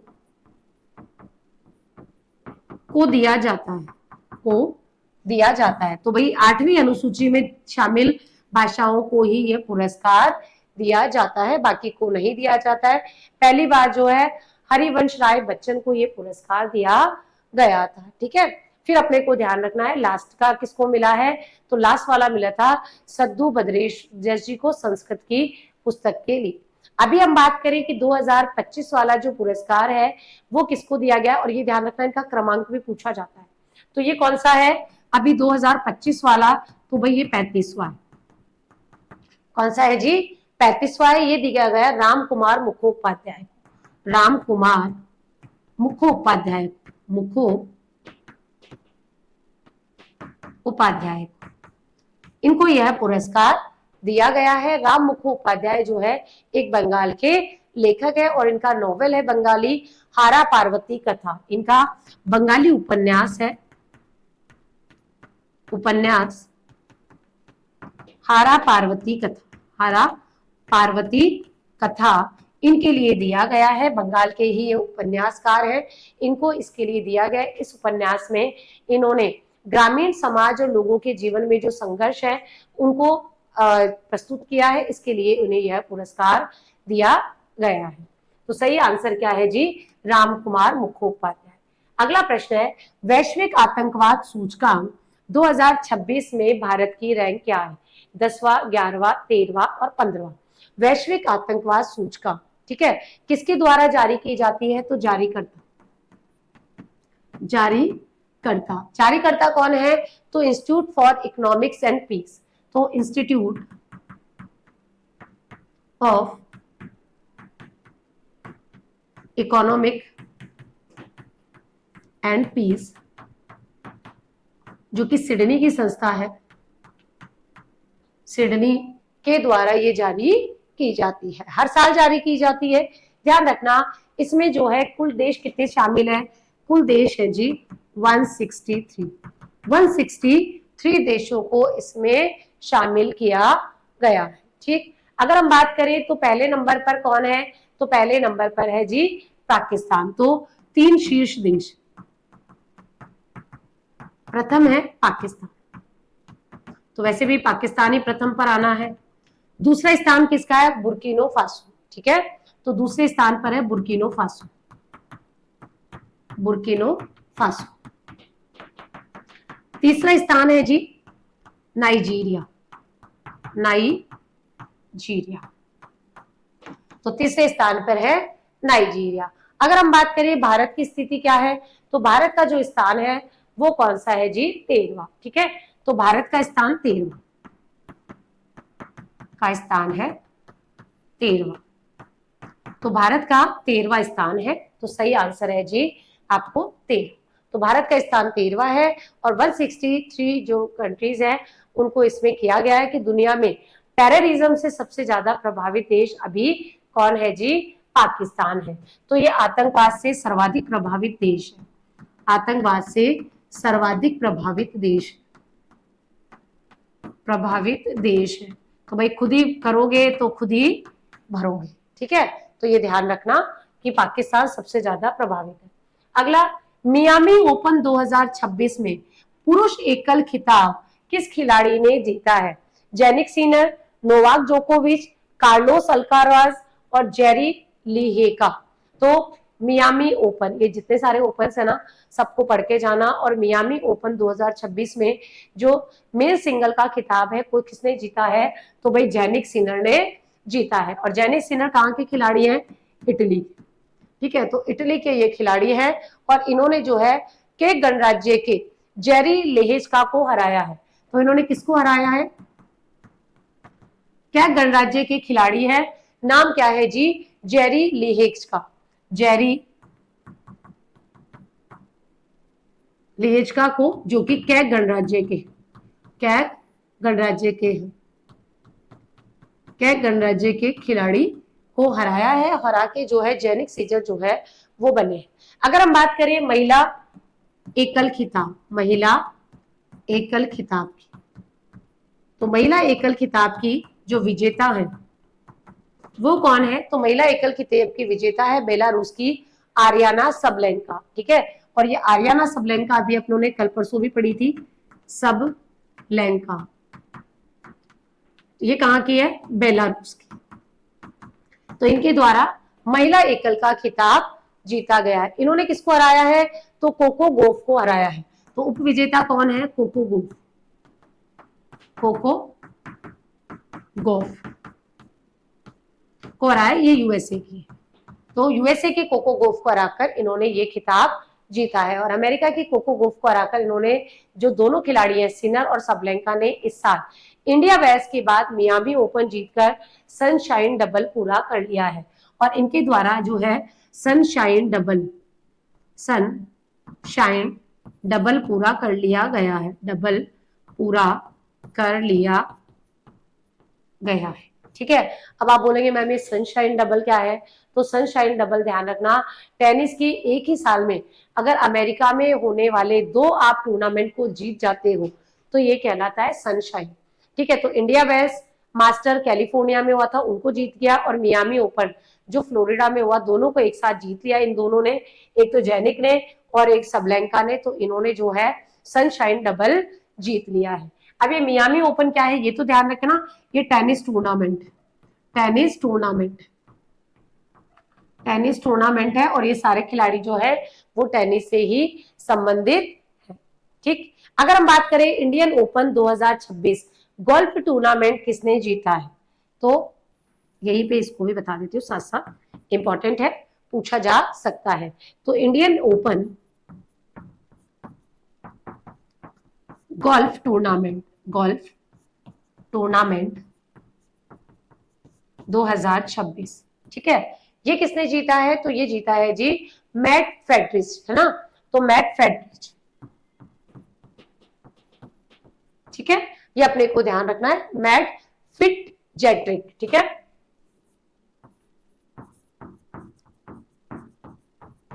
के द्वारा जीता गया है। ठीक है, ये कौन है, तो ध्यान रखना, इंडिया के एलिस फैक्ट्रीज ने गुरुग्राम में आयोजित जो इंडियन ओपन 2026 का खिताब अपने नाम कर लिया है। ठीक है, तो ये अपने को ध्यान रखना है, इन्होंने ये खिताब अपने नाम किया, गुरुग्राम में इसका आयोजन किया गया था।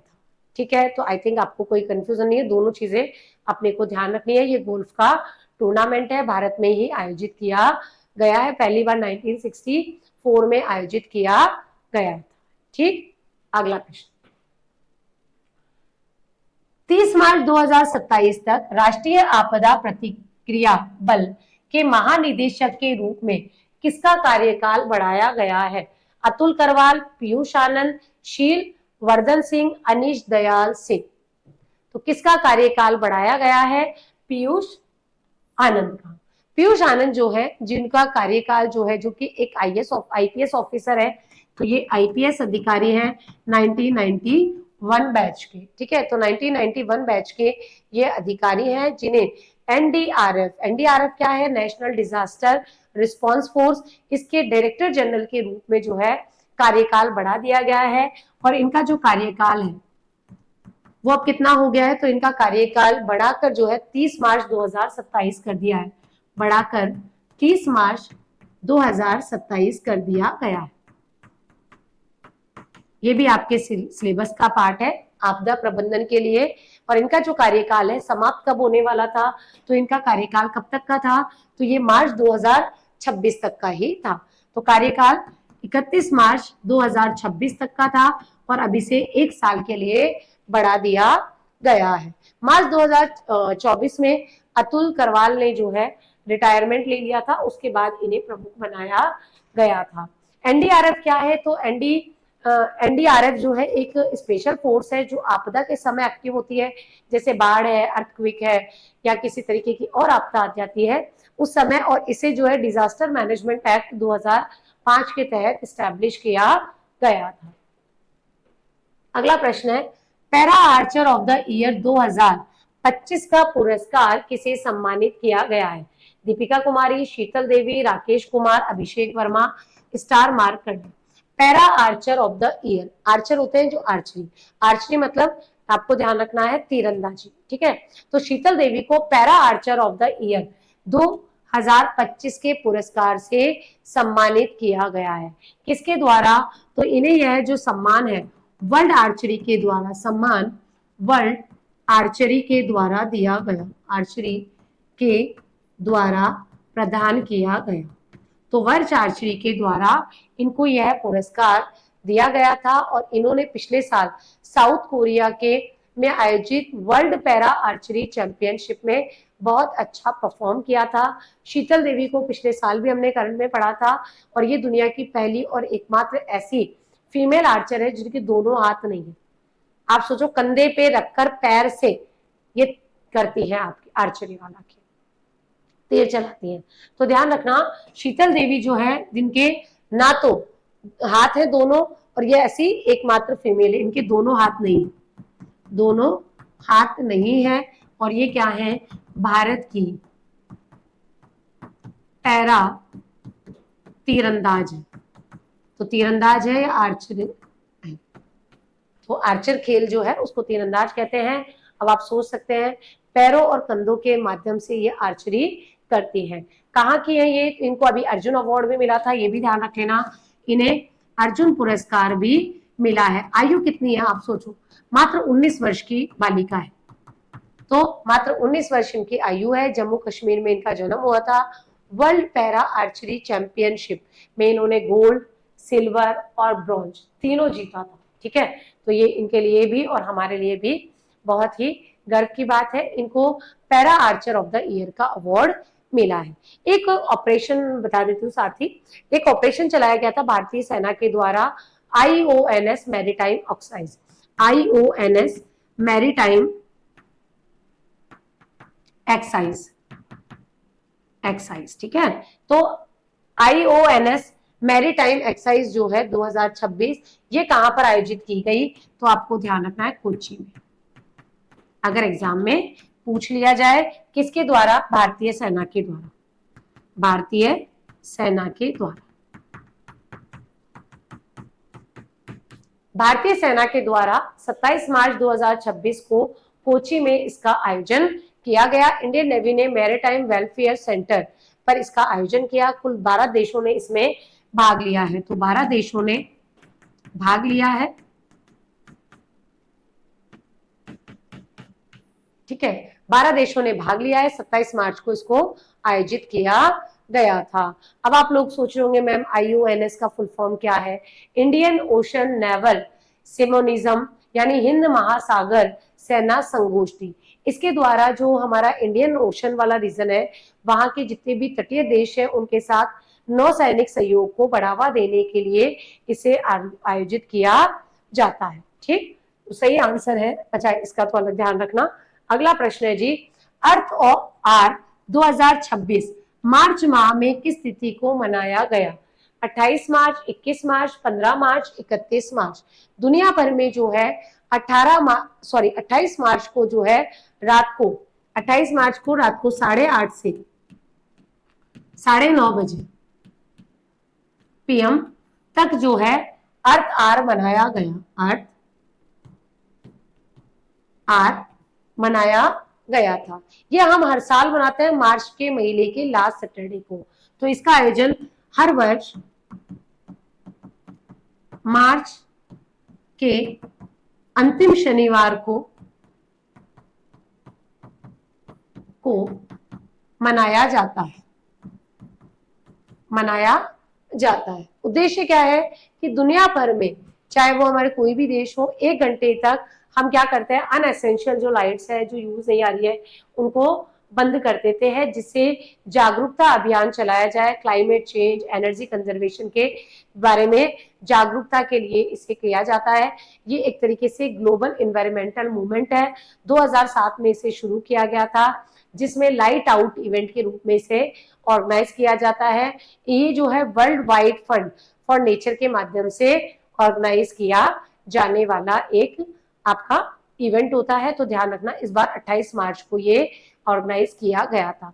इसके ध्यान रखना एक ग्रैंड प्राइज अवार्ड भी है, ग्रैंड प्राइज अवार्ड जो जितना जितना याद आ जाता है ना सम्मान, ये ग्रैंड प्राइज सम्मान जो है ये जो है विश्व शांति के लिए दिया जाता है और ये किसको मिला है, तो जूपाली कृष्णा राव को मिला है।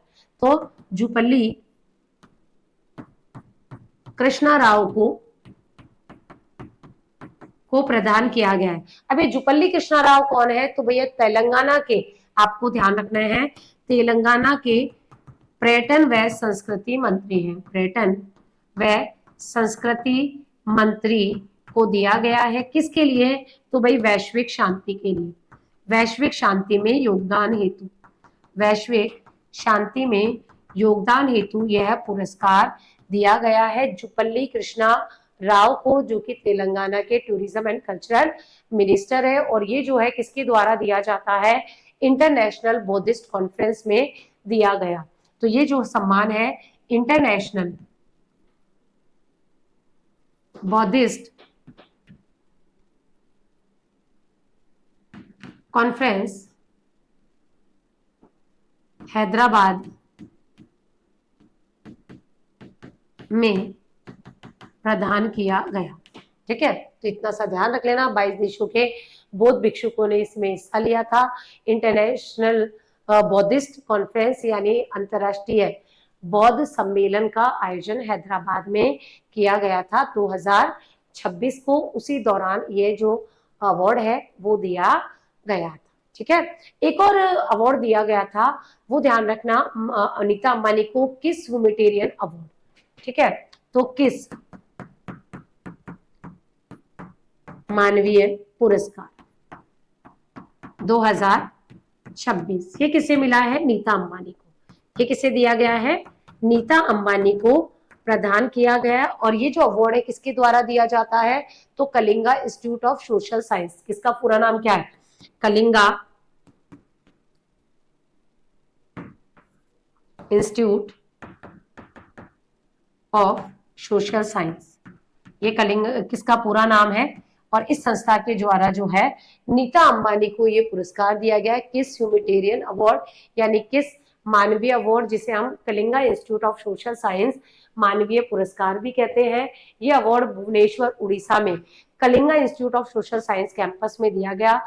उन्होंने जो अपने एजुकेशन, स्वास्थ्य या महिला सशक्तिकरण के लिए योगदान दिया है, उसके लिए दिया गया। और ये सारा कार्य वो रिलायंस फाउंडेशन के माध्यम से करती है, उसके तहत ये अवार्ड इन्हें दिया गया है। ठीक है, अगला प्रश्न, स्टॉकहोम वाटर प्राइज अवार्ड 2026 किसे प्रदान किया गया है, वाकई काव्य मदानी, राजेंद्र सिंह, वान की मून, वन की मून नहीं है भैया, वान की मून है, वान की मून और Ajay Mathur. Very very important है ये प्रोग्राम, आपको पुरस्कार जो है ध्यान रखना है।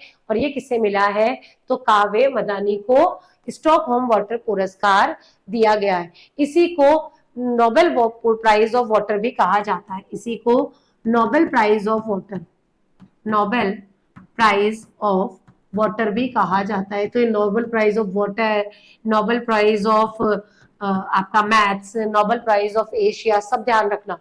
ठीक है, और ये जो पुरस्कार है वो ध्यान रखना किसको दिया गया है, एक ईरानी साइंटिस्ट है उनको दिया गया है। तो काव्य मदानी क्या है, ईरानी वैज्ञानिक है, ईरानी वैज्ञानिक है।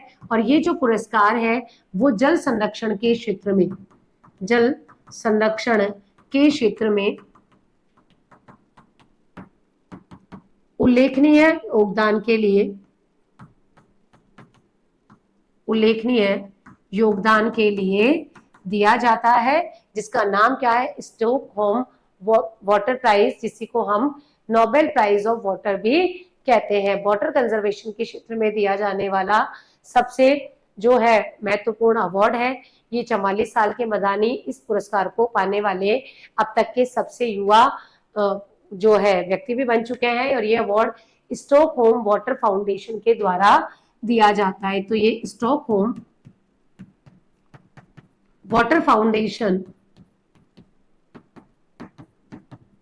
के द्वारा प्रदान किया जाता है जल संरक्षण के क्षेत्र में। ठीक है, हाँ जी, इसकी घोषणा यूनेस्को के हेडक्वार्टर पेरिस में की गई थी और 1991 से हर साल ये दिए जाते हैं। ये अपने को ध्यान रखना है। सही आंसर है जी ए, ये वान की मून। अगला प्रश्न और क्लास का अंतिम प्रश्न, हिंदी भाषा के लिए साहित्य अकादमी अवार्ड 2025 से किसे सम्मानित किया गया? Navtej Sarna, Mamta Kalia, Prasun Bandyopadhyay, N Prabhakaran. Very very very important है। साहित्य अवार्ड, साहित्य अवार्ड, आपका ज्ञानपीठ पुरस्कार, सरस्वती सम्मान, बिहारी पुरस्कार, ये पूछे जाते हैं। ठीक है, तो इसकी घोषणा कौन करता है? साहित्य अकादमी अवार्ड की घोषणा की जाती है जी किसके द्वारा? साहित्य अकादमी के द्वारा। तो साहित्य अकादमी के द्वारा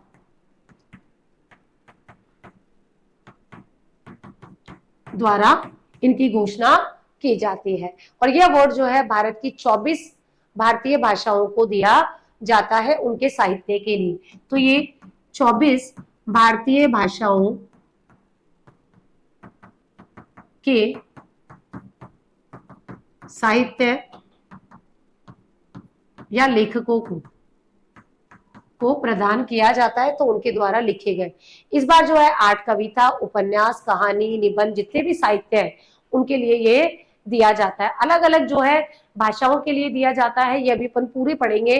और इसका जो प्रोग्राम है वो आयोजित किया गया था जी 31 मार्च को। तो 31 मार्च 2026 को ये नई दिल्ली में पुरस्कारों की घोषणा की गई है। और जो महत्वपूर्ण भाषाएं हैं उन सारे अवार्ड्स को हम देख लेंगे। जैसे मैं बात करूं हिंदी में, तो हिंदी में किसे दिया गया है? तो हिंदी भाषा का दिया गया है ममता कालिया, ममता कालिया। ठीक है, इनकी कृति है जी, वो क्या है जिसके लिए इन्हें अवार्ड दिया है? जीते जी इलाहाबाद के लिए। ठीक है, तो जीते जी इलाहाबाद, इलाहाबाद, ये क्या है? एक संस्करण है, संस्मरण है, जिसके लिए इन्हें यह पुरस्कार दिया गया। तो हिंदी, अब बोडो, डांगरी, गुजराती, सबका अपने को ध्यान नहीं रखना। एक हिंदी, एक इंग्लिश। इंग्लिश में किसको दिया गया है? अंग्रेजी में। अंग्रेजी का जो पुरस्कार है वो किसको मिला है? तो ध्यान रखना, नवतेज सरना को। नवतेज सरना, नवतेज सरना को दिया गया है। और इनकी आपको ध्यान रखना उपन्यास है क्रिम्सन स्प्रिंग। तो क्रिम्सन स्प्रिंग, स्प्रिंग उपन्यास के लिए इन्हें यह अंग्रेजी में दिया गया है। अंग्रेजी के बाद बात कर लेते हैं, हमारे लिए इंपॉर्टेंट है राजस्थानी। तो राजस्थानी भाषा के लिए, और ये हमारे राजस्थानी करंट अफेयर में भी इंपॉर्टेंट पार्ट रहेगा। और ये किसको दिया गया है? जितेंद्र कुमार सोनी जी। और जितेंद्र कुमार सोनी जी चरण पादुका, भाई हमारे बहुत ही इनोवेटिव क्या है जी, डीएम साहब है। तो जितेंद्र सोनी जी, ठीक है, उनको दिया गया है। और उनकी जो पुस्तक है उसका नाम है बरखमा। और बरखमा क्या है जी? कहानियां। बरखमा, बरखमा कहानियों के लिए जो है जितेंद्र सोनी जी को यह पुरस्कार दिया गया है। अब बात कर लेते हैं एक और भाषा की, संस्कृत। संस्कृत में दिया गया है किसको? तो महामहोपाध्याय साधु भद्रेश प्रसाद को।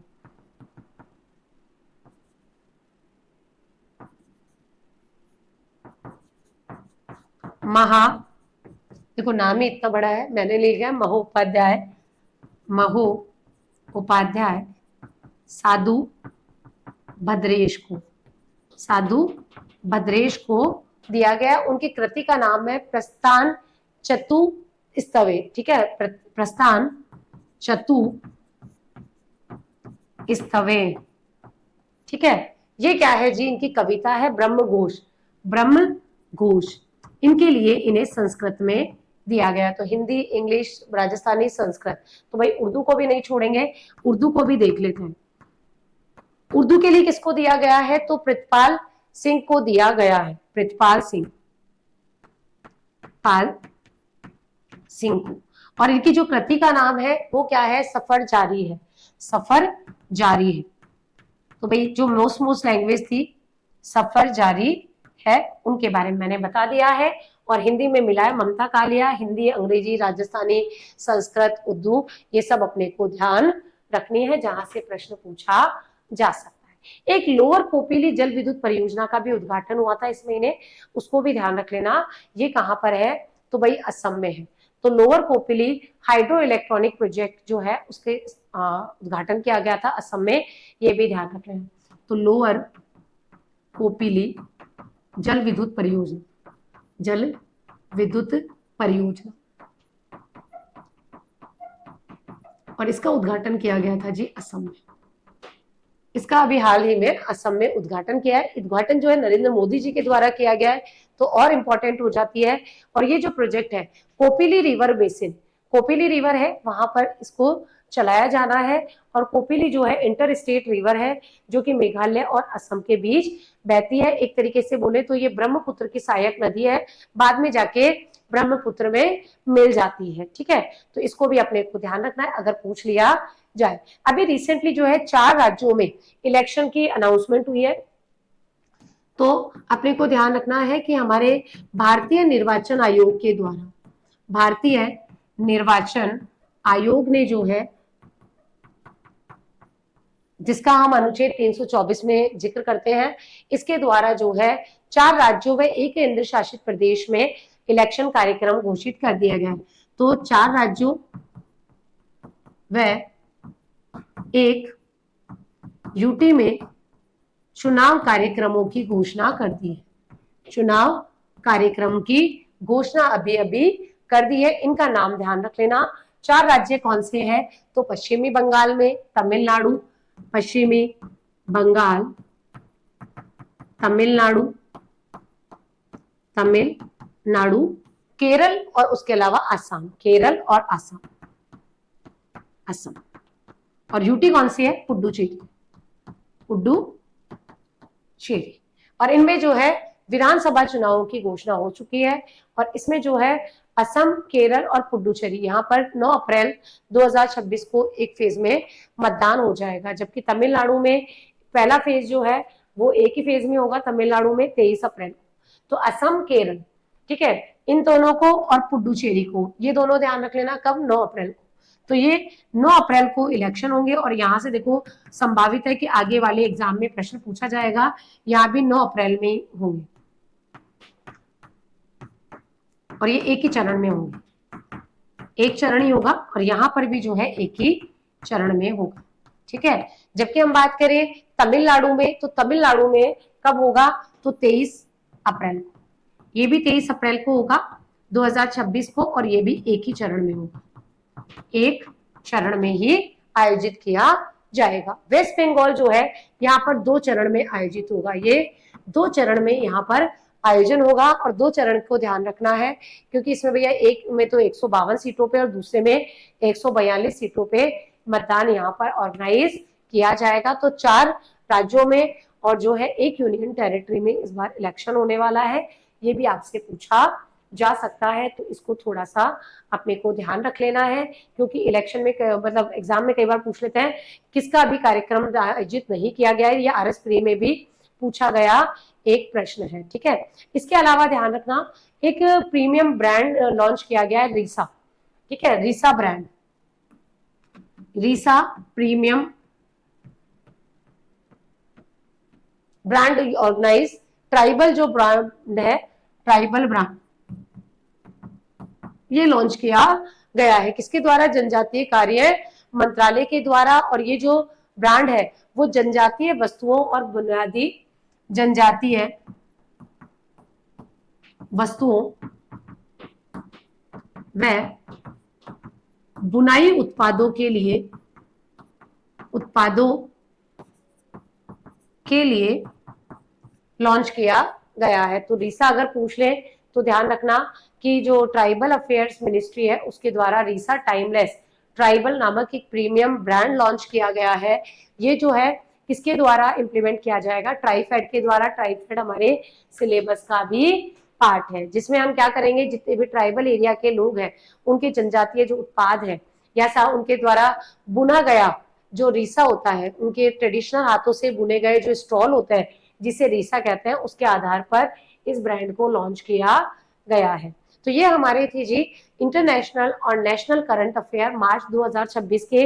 इनमें देखो जितने भी अवार्ड्स मैंने पढ़ाए हैं, जितने भी सूचकांक पढ़ाए हैं, जितने भी स्थान पढ़ाए हैं, उन सबको बहुत अच्छे से पढ़ना है क्योंकि यहाँ से आपसे प्रश्न पूछे जाएंगे। काफी इंपॉर्टेंट अवार्ड्स हैं, ऑस्कर भी है इसमें और साथ ही आपके स्टॉकहोम अवार्ड भी है, आपका एबल पुरस्कार भी है। सब एग्जाम के लिए बहुत बहुत इंपॉर्टेंट है जिन्हें हमें ध्यान में रखना है। आई होप क्लास आपको अच्छी लगी थी है, और अगर आपको क्लास अच्छी लग रही है तो क्लास को लाइक और शेयर ज्यादा से ज्यादा करें, जिससे और भी लोगों को बेनिफिट मिले।